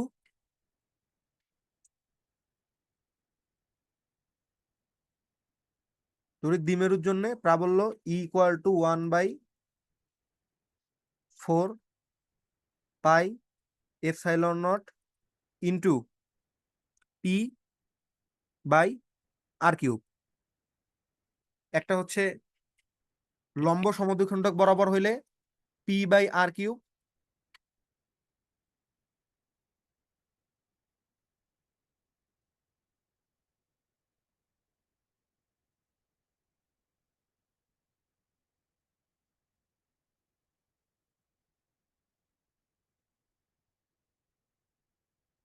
মানে এই যে এখানে একটা চার্জ আছে, এইখানে একটা চার্জ আছে,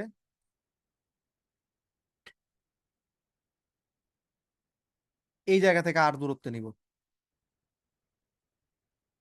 আর দূরত্বে, তাহলে এই বিন্দুর জন্য। অথবা তুমি যদি মনে রাখতে চাও, ওই যে কজের সূত্রটা দিয়েও মনে রাখতে পারো, ওইখান থেকে বোঝা যায় যে আসলে ফর্মুলাটা কি। কজের অত বড়টা যদিও আমাদের বোর্ডের জন্য লাগে না, বা মনে রাখতে চাইলে রাখতে পারো।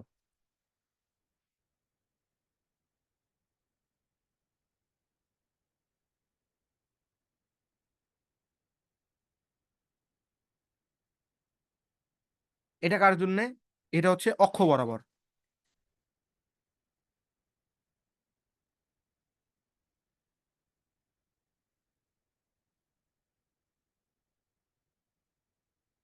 দ্বিমেরুর অক্ষ মানে কি, তারা যেই লাইনে রাখা রাখা হয় এটাকে, সেইটাই। এটা মধ্যবিন্দু থেকে দূরত্বটাকে আসলে তার দূরত্ব বলা হয়।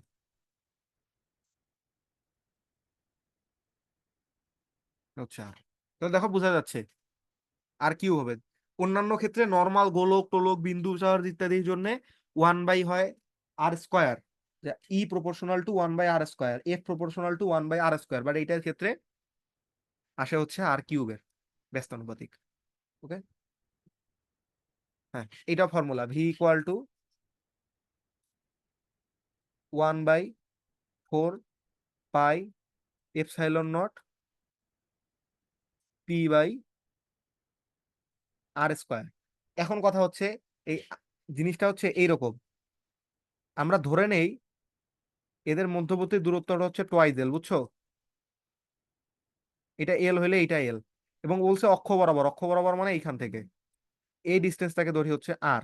এবার এই এলটা যদি অতি ক্ষুদ্র হয়, তাহলে এই ডিস্টেন্সটা কত আসে দেখো তো, এইটুক ডিস্টেন্স, আর মাইনাস এল, তাই না? তো ওইখান থেকে আমরা অতি ক্ষুদ্র বলে এই এলটাকে বাদ দিতে পারি, বাট এই ক্ষেত্রে বাদ না দিয়ে ফর্মুলাটা লিখছে।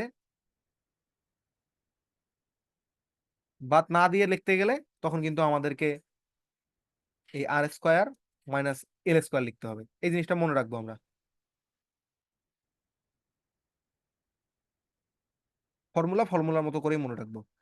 গোলকের পরিবাহীর গোলকা গোলকাকার ধারকত্ব উহার ব্যাসার্ধের কেমন হয়, গোলকাকার পরিবাহীর ক্ষেত্রে কি হয় বলতো, ধারকত্ব হয় C equal to 4 pi epsilon nought into r. ঠিক আছে, তাহলে কি বর্গর, সরি, পরিবাহী ধারকত্ব তার ব্যাসার্ধের সমানুপাতিক। নর্মালি ব্যাসার্ধের সমানুপাতিক। কোন গোলকাকার পরিবাহীর ধারকত্ব 1 ফ্যারাডে হলে এর ব্যাসার্ধ কত হবে? করো। গোলকাকার, তাহলে 1 Faraday equal to 4 pi epsilon nought into r, বা আর ইকুয়াল টু কি 1/4 পাই এপসাইলন নট। আর এই 1/4 পাই এপসাইলন নটের মানে হচ্ছে 9 × 10⁻৯। এই জিনিস তো জানি আমরা। ঠিক আছে, পারা যাবে।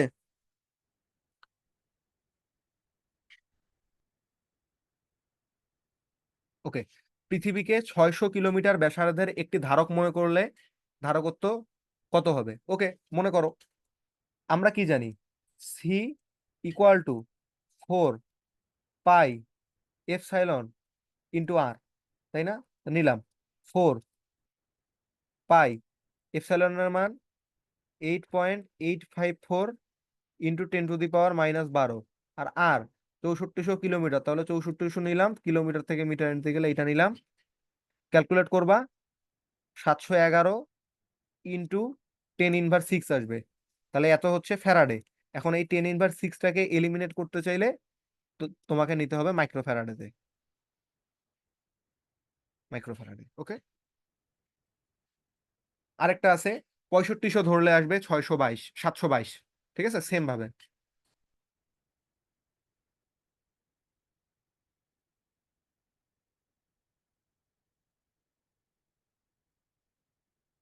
একটি চার্জিত ধারকের সঞ্চিত শক্তির সমীকরণ হচ্ছে, সঞ্চিত শক্তির সমীকরণ বলে আমরা মনে রাখবো হচ্ছে, আমরা আগে ধারকের ধারকত্বটা আগে দেখি। সমান্তরাল পাত ধারকের জন্য সি ইকুয়াল টু কবে আসবে ঈদের দিন। কে কি এখানে, কে এখানে কিন্তু কুলম্বের ধ্রুবক না। এই যে এটাকে আমরা তখন ই আর দিলাম না, এই ই আরটাই হচ্ছে এবার আপেক্ষিক ভেদন যোগ্যতা, যদি অন্য কোনো মাধ্যম থাকে, শূন্য মাধ্যম না থাকে।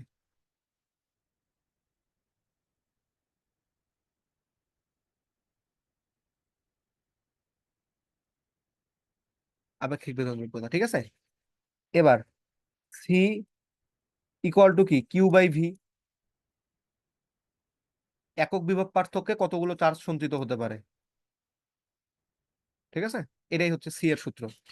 এবার সঞ্চিত শক্তি U equal to half CV square, U equal to half QV. ঠিক আছে, ইকুয়াল টু হাফ কিউ² বাই সি। এগুলা মনে রাখবো আমরা। ঠিক আছে, এখন দেখো অপশনে কোনটা আছে, হাফ সিভি স্কোয়ার। ওকে, চার্জ ধারকের শক্তির রাশিমালা হাফ কিউভি, ধারকের সঞ্চিত শক্তির ক্ষেত্রে হাফ সিভি স্কোয়ার, ইউ যে কোনোটা দেওয়া দেওয়া হয়। বিভব পার্থক্য স্থির থাকলে, বিভব পার্থক্য স্থির, ধারকের শক্তি তার চার্জের কি বলো, half QV equal to U. তাহলে ইউ প্রপোর্শনাল টু কিউ না, তাহলে সমানুপাতিক। সমান্তরাল পাত ধারকের দুটি পাতের দৈর্ঘ্য কোন লেখচিত্রটি সঠিক? ওই যে সমান্তরাল পাত ধারকের জন্য তো একটু আগেই দেখে আসলাম আমরা। ফর্মুলাটিকে ডেরাইভ করে দেওয়ার প্রয়োজন আছে?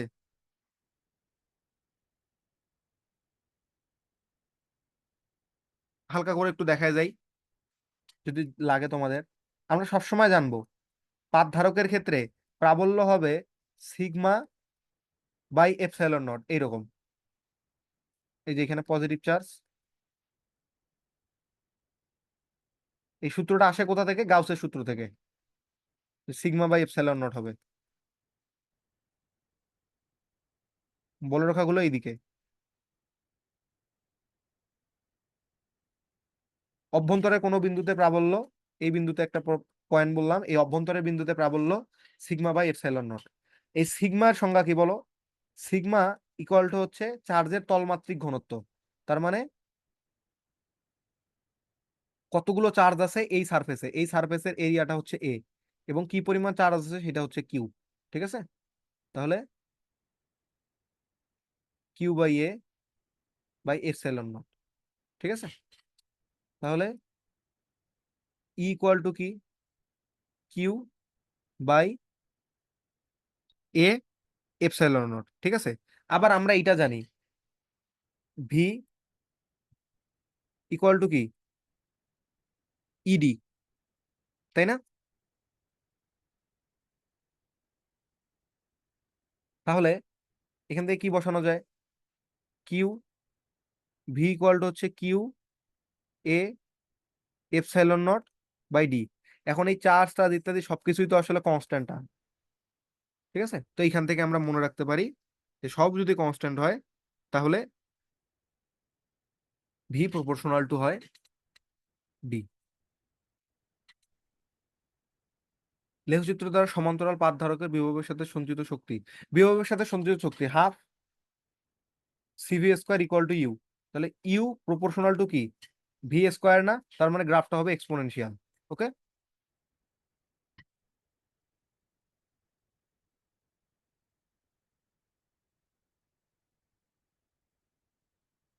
এবার চার্জের শক্তি ঘনত্ব যাবে নিচের কোন সমীকরণের সাহায্যে? ওই শক্তি ঘনত্বর কথা যে বলছে, সেম একই কথা। শক্তি ঘনত্ব মানে বোঝায় একক আয়তনের শক্তি।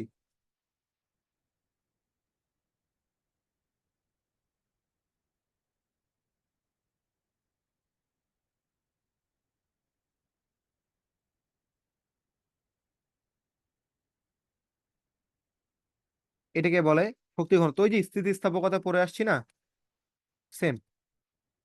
শক্তি ঘনত্ব মানে একক আয়তনে সঞ্চিত শক্তি। সেটা সূত্র কি, half epsilon not E square. এটা মনে রাখবো আমরা, সূত্র এটা। তুল্য ধারকত্ব কত? আচ্ছা, এবার আসে তুল্য ধারকত্বের বিষয়ে।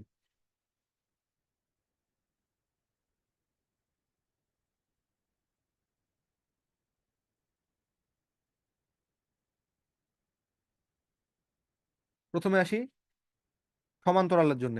সমান্তরাল কখন হয় বুঝবো, যখন দুইটা ধারকেই একই বিভব পার্থক্যের মধ্যে অ্যাড করা থাকবে। ঠিক আছে, বিষয়টা হচ্ছে এইরকম।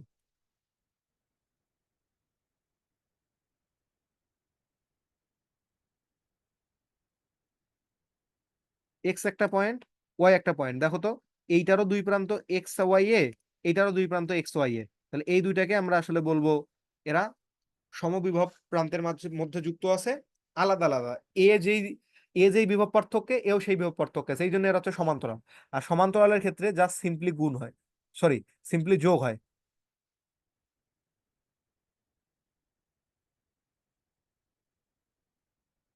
CP equal to C 1 plus C 2 plus C 3 plus dot dot dot চলতেই থাকবে। ঠিক আছে, এরপরে আসি হচ্ছে শ্রেণী।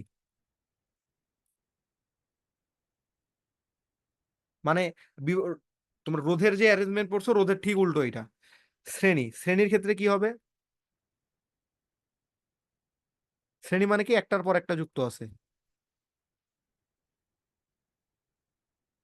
এটার ক্ষেত্রে হবে 1/CS, series.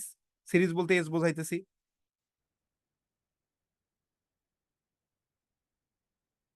1/C1 plus 1/C2 plus 1/C3 plus dot dot dot plus 1/CN। এখন এইখান থেকে লেখা যায়, যদি দুইটা হয়, জাস্ট দুইটা থাকে, জাস্ট যদি দুইটা থাকে C1 আর C2, দুইটার জন্য,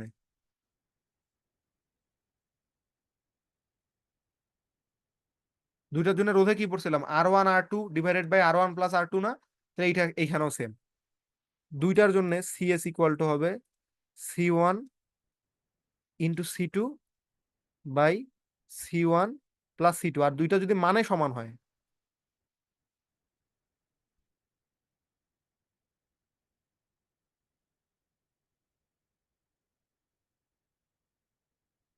দুইটার মান সমান হলে রোধের জন্য কি পড়ছি, আর ইকুয়াল টু R/2। তার মানে এখানেও হবে C equal to C by two, C S equal to C by two.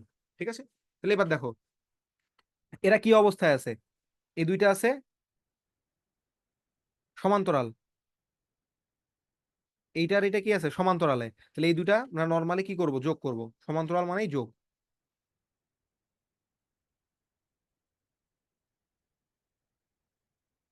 0.0102 কত হবে,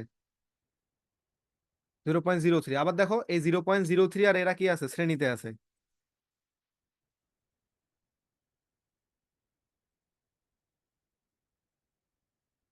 আর শ্রেণীতে থাকলে কি হয়, সমমানের শ্রেণী, তাহলে কি হবে অর্ধেক হয়ে যাবে, তার মানে হবে 0.015 মাইক্রোফ্যারাডে, অর্ধেক হয়ে যাবে।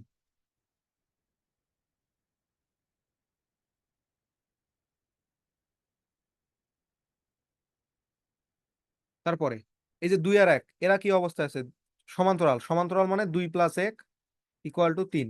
এই যে এরকম করে লিখবো 2 প্যারালাল 1, তারপর হচ্ছে সিরিজ 3 মাইক্রোফ্যারাডে। ঠিক আছে, তাহলে এখান থেকে আসবে 3 সিরিজ 3, এটা আসবে তাহলে কত, 3/2 বা 1.5। ওকে,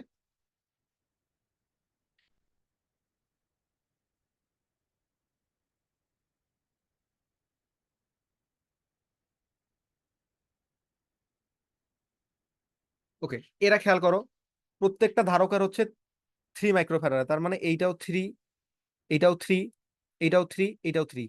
এই দুইটা খেয়াল করো, এই দুইটা ধারকত্ব, এই দুইটা সমান্তরালে আছে না, সমান্তরালে থাকলে কি হবে, যোগ হবে না। এই যে এই দুইটা সমান্তরাল আছে, দেখো এই পয়েন্ট এই পয়েন্ট, এইটা আছে এই পয়েন্টে, এক মাথায় এই পয়েন্টে, এইটা আরেক মাথায় এই পয়েন্টে, এইটার জন্য এক মাথায় এই পয়েন্টে, আরেক মাথায় এই পয়েন্টে। তাহলে এই জিনিসকে লেখা যাবে 3/2 না, 6 আকারে লিখতে হবে, 6। তারপরে এখানে অলরেডি একটা 3 আছেই, তারপরে আবার এখানে একটা সমান্তরাল,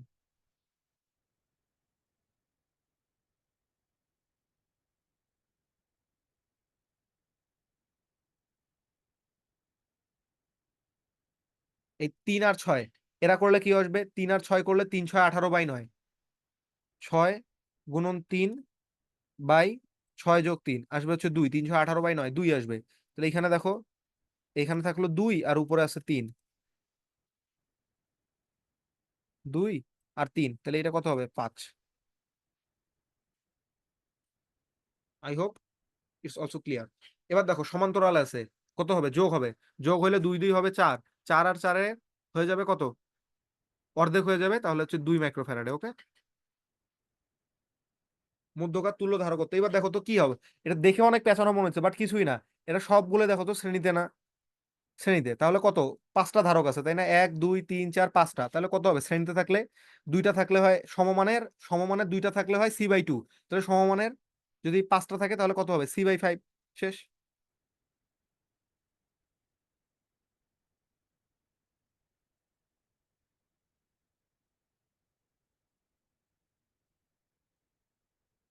সমমানের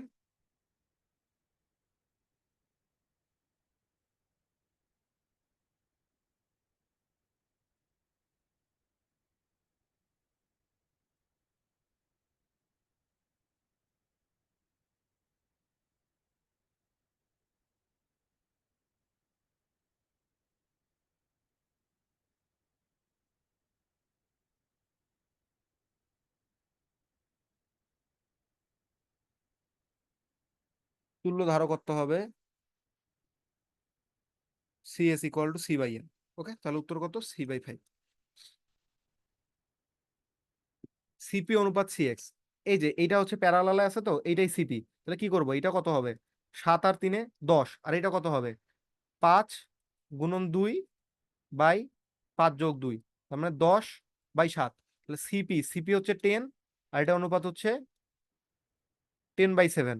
ওকে, তাহলে এটা কত আসবে, 7 দিয়ে গুণ করে দিলে 7:1, এটাই উত্তর। সংযোগটির সর্বমোট তুল্য ধারকত্ব সবগুলাই 2 করে, তাহলে এই যে 2 2 আর এই 2 যোগ করে হয়ে যাবে কত, 4, 4 আর 2 করলে 4 × 2 / 4+2, তাহলে 4×2 = 8/6 ইকুয়াল টু হচ্ছে কত? 4/3 ইকুয়াল টু 1.33।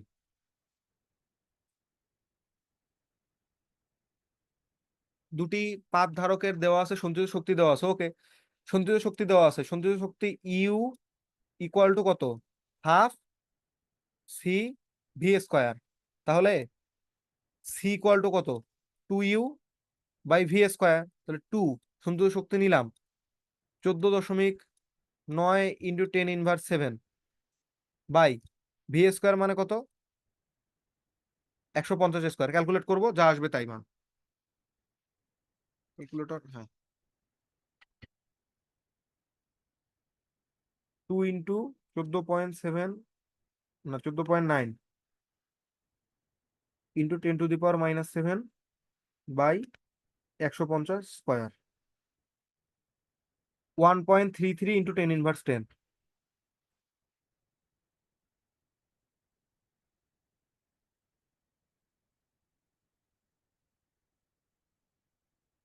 ওকে, কোন ধারকের সমান্তরাল পাত ধারকের ক্ষেত্রফল এত বিভব পার্থক্য তো সঞ্চিত শক্তি কত জুল?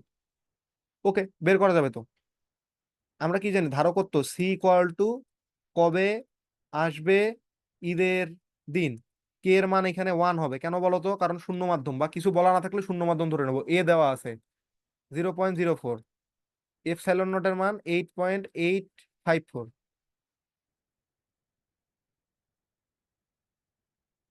10⁻12। ডি এর মান দেওয়া আছে কত? 0.002। ঠিক আছে, তাহলে সি এর মানটাই আগে বের করে নেই। সি এর মানটা কত আসে? 0.04 into 8.854,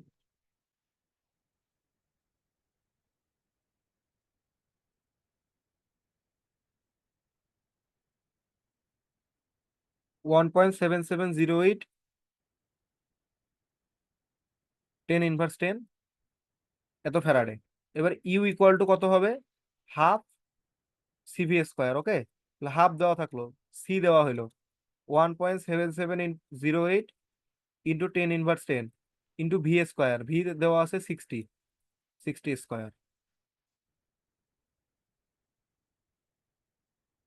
0.5 into answer into 60²। 3.18 into 10⁻7।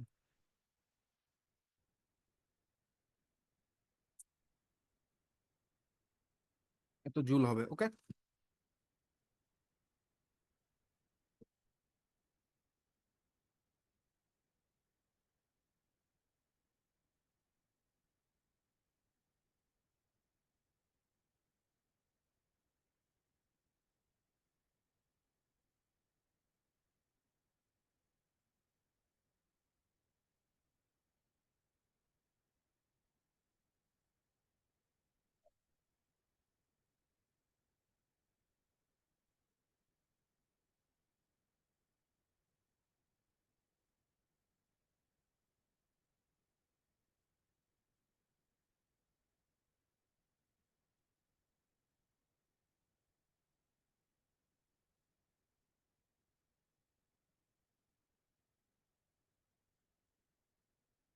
ওকে, সরি, আমার নেটওয়ার্ক চলে গেছিল। চিত্রের প্রতিটি ধারকের ধারকত্ব 2 মাইক্রোফ্যারাডে হলে বর্তনের তুল্যরোধ কত হবে? ওকে, যদি 2 হয় তার মানে কি? এইটা 2, এইটা 2, এইটা 2, এইটা 2, এই দুই করলে কত আসবে? 1 আসবে। তারপরে 2, 1 আর 2 মানে হচ্ছে 5। ঠিক আছে, বেশি কথা বললাম না এখানে আর। দেখো আরেকবার বলে দিই। 2, 2, 2, 2, এই দুই শ্রেণীতে আছে, তাই তুল্যরোধ, তুল্য ধারকত্ব হবে 1। তারপর এই 1, এই 2 আর এই 2 আছে হচ্ছে সমান্তরালে। সমান্তরালে থাকলে তিনটাই যোগ করে 5। তড়িৎ ফ্লাস্কের একক হলো, বলো ফ্লাস্কের একক কি? ফ্লাস্কের একক কি? তড়িৎ ফ্লাস্ক নিয়ে সবার আইডিয়া ক্লিয়ার আছে কি? গাউসের সূত্র দেখি। তড়িৎ ফ্লাস্ক হলো কোন তলের ক্ষেত্রফল এবং ওই তলের লম্ব বরাবর তড়িতের উপাংশের গুণফল। অর্থাৎ নর্মালি যদি লিখতে চাই এটাকে ফাই দিয়ে প্রকাশ করা হয়, phi equal to E dot DS. তাহলে একদম যদি সামান্য করে লিখতে চাই তাহলে এটা কি হবে, ফ্লাস্ক আর এরিয়ার গুণফল। ঠিক আছে, এবার দেখো ফ্লা সরি প্রাবল্য, প্রাবল্য আর এরিয়ার গুণফল। এবার প্রাবল্যের ইউনিট কি, প্রাবল্যের জন্য ইউনিট আসে হচ্ছে নিউটন পার কুলম, আর এস এর জন্য আসবে মিটার স্কয়ার। ঠিক আছে, তাহলে Newton per coulomb metre square. চার্জিত সমতল পরিবাহী সন্নিকটে তড়িৎ প্রাবল্যের মান কত? সমতল পরিবাহী বলছে, সমতল পরিবাহীর জন্য আসবে হচ্ছে সিগমা বাই 2 এপসাইলন নট। ঠিক আছে,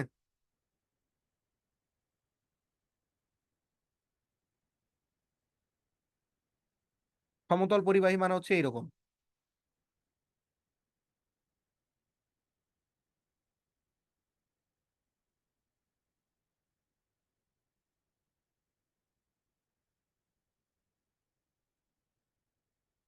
এটা পাতলা কাগজ নিলাম।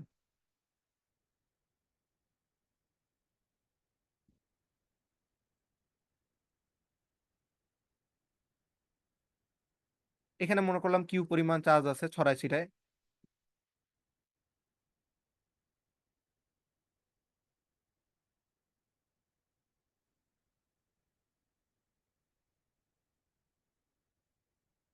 যেহেতু প্লাস সেহেতু কি হবে, বলরেখাগুলো বাইরে বের হবে,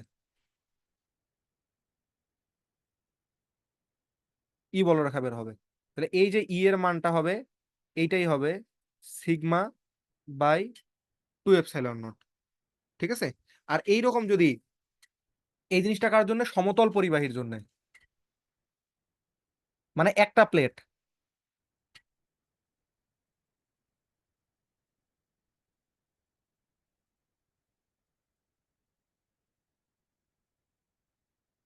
একটি প্লেট। এবার যদি আমরা সমান্তরাল পাত ধারক নিয়ে আসি,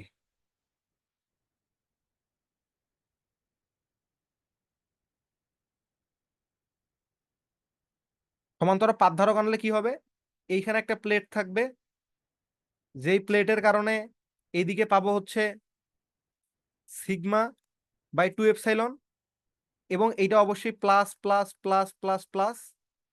আবার আরেকটা আনবো কি, নেগেটিভ না?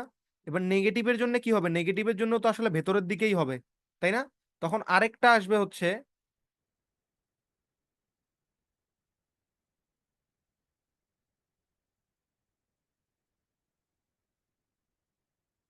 নেগেটিভের জন্য হবে এইরকম, এই দিকে ভেতরের দিকে, মানে দুইটার ডিরেকশন সেম হবে, এবং আসবে হচ্ছে আরেকটা সিগমা বাই 2 এপসাইলন। তাহলে টোটাল যেটা আসবে,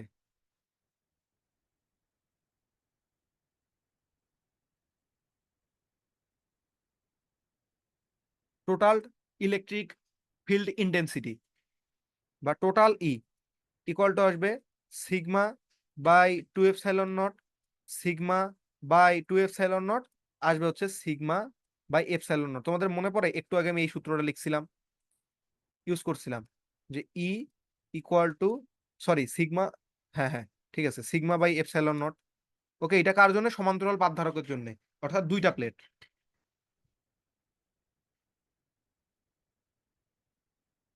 আর একটা প্লেট যদি হয়, একটা প্লেটের জন্য কত হবে, সিগমা বাই 2 এপসাইলন নট। তো এখানে একটা প্লেটের জন্যই বলছে, তাহলে এটাই উত্তর। ওকে, এটি কি, এটি হচ্ছে গাউসের সূত্র, যে ফ্লাস্ক হবে কিউ বাই এপসাইলন নটের। মানে বিষয়টা হচ্ছে কি, কোনো, তিনি বলছিলেন এটা মনে করো একটা বদ্ধ জায়গা, এই বদ্ধ জায়গার ভেতরে,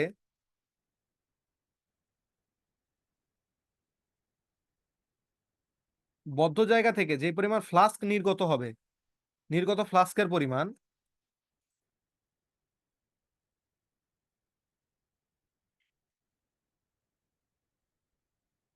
এইটা প্রপোর্শনাল টু হচ্ছে ভেতরে কি পরিমাণ চার্জ রাখা আছে তার উপর, সেটার প্রপোর্শনাল। ওকে, তাহলে এইখানে, অথবা এরকম করে বলতে পারি যে কি পরিমাণ চার্জ আছে সেটা কেমন করে পাওয়া যাবে, কি পরিমাণ ফ্লাস্ক বের হচ্ছে সেটার উপর থেকে বলা যাবে না? মানে বিষয়টা হচ্ছে তুমি একটা, এই মনে করো একটা হচ্ছে জার, একটা হচ্ছে ট্রান্সপারেন্ট জার, মানে ট্রান্সপারেন্ট না, ধরো হচ্ছে একটু ঘোলা, কাচের গ্লাস বাট ঘোলা, ঘোলা জন্য ভিতরে এক্সাক্ট জিনিসটা তুমি দেখতে পাচ্ছ না, বাট আলো কিন্তু বাইরে আসে।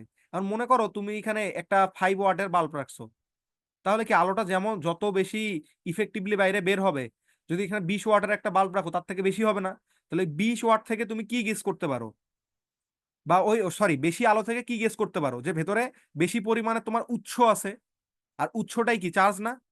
তাহলে আমরা কি বলতে পারি যে ভেতরে কি পরিমাণ উৎস আছে, অর্থাৎ চার্জ আছে, সেইটা কি পরিমাণ ফ্লাক্স নির্গত হচ্ছে বা আলো নির্গত হচ্ছে তার উপর ডিপেন্ড করে।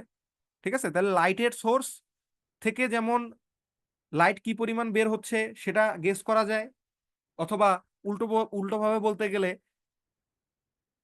ভেতরে কি পরিমাণ লাইটের উৎস আছে সেটা কিসের প্রপোর্শনাল, তোমার ভেতরে কি পরিমাণ, সরি বাইরের দিকে কি পরিমাণ আলো আসতেছে তার উপর নির্ভর করতেছে। আবার ভেতরে কি পরিমাণ চার্জ আছে সেটা হচ্ছে কি পরিমাণ ফ্লাক্স নির্গত হচ্ছে সেটা সমান। তাহলে এইখান থেকে বলা হচ্ছে q equal to epsilon nought into phi. ঠিক আছে, বা এইখান থেকে আসতেছে হচ্ছে phi equal to q by epsilon nought. আর এই ফাই মানেই তো আমরা জানি ফ্লাস্ক, আর ফ্লাস্কের সূত্রটা আমরা জানি যে ক্লোজ সারফেস এরিয়াতে ই ডট ডিএস করতে হবে। এটাকে এই এই চিহ্ন দিয়ে বলা হয় ক্লোজ সারফেস ইন্টিগ্রেশন। এই হচ্ছে আমাদের গাউসের আলটিমেট সূত্রটা। ঠিক আছে না, চার্জিত বস্তুকে আধানের পরিমাণ কি হবে, একটি চার্জিত বস্তুকে পৃথিবীর সাথে বস্তুটার আধানের পরিমাণ হ্রাস পাবে। ঠিক আছে, সে ও সরি শূন্য হয়ে যাবে, একবারে হ্রাস পাবে না বলে একবারে ডিরেক্ট বলে শূন্য হয়ে যাবে।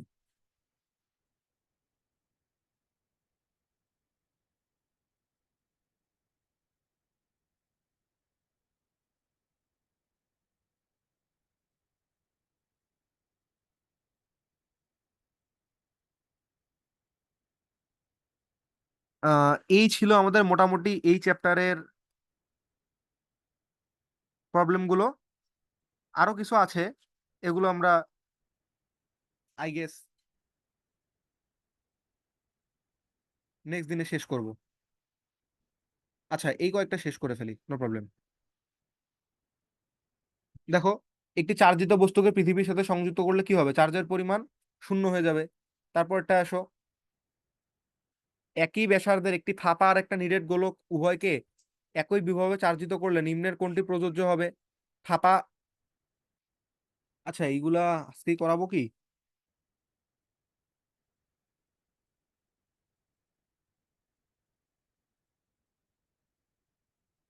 না এগুলো নেক্সট ক্লাসে পড়াবো। এগুলো নিয়ে এখনো যেহেতু আলোচনা হয়নি, থাক আমাদের এই পর্যন্তই থাক আজকে। ওকে, সাথে থাকার জন্য সবাইকে ধন্যবাদ। নেক্সট ক্লাসটা আসার আগে কিন্তু এই ক্লাসটা সবাই সুন্দর করে কমপ্লিট করে ফেলবা, ঠিক আছে? চ্যাপ্টারটা অনেক বেশি ইম্পর্টেন্ট, এখন যদি গ্যাপ দিয়ে যাও তাহলে দেখবা আলটিমেটলি অ্যাডমিশনে গিয়েও ঝামেলা হবে চ্যাপ্টারটা কমপ্লিট করতে, কারণ এইখান থেকে ক্রিটিক্যাল প্রশ্ন করতে গেলেই কয়েকটা জায়গা থেকে প্রশ্ন হয়, সেটা হচ্ছে স্থির তড়িৎ, সেটা হচ্ছে চলতড়িৎ, সেটা হচ্ছে তোমার প্রথম পত্রে দেখতে গেলে নিউটনীয় বলবিদ্যা, কাজ ক্ষমতা, শক্তি, এইগুলা। ঠিক আছে, তো এই চ্যাপ্টার গুলো অন্তত তোমাদের ঠিকঠাক ভাবে কমপ্লিট করে তারপর পরীক্ষায় বসতে হবে, যেন এইচএসসির পরে অ্যাডমিশন পিরিয়ডে গিয়ে এই ইজি চ্যাপ্টার গুলো নিয়ে ঝামেলা না হয়। ইজি চ্যাপ্টার গুলো তুমি যদি ইজি জিনিসগুলোই না পড়ে যাও, তখন পরে অ্যাডমিশনে গিয়ে কঠিন পড়াগুলা কেমনে নিবা? কিছু তো স্পেশাল শেখানো হবে তোমাকে তখন, তাই না? তো ইজি জিনিসগুলো আগে এখান থেকে ক্যাপচার করে যেতে হবে, ঠিক আছে? তো সবাইকে অনেক অনেক ধন্যবাদ সাথে থাকার জন্য। দেখা হবে নেক্সট ক্লাসে এটা। ওকে, থ্যাংক ইউ সবাইকে।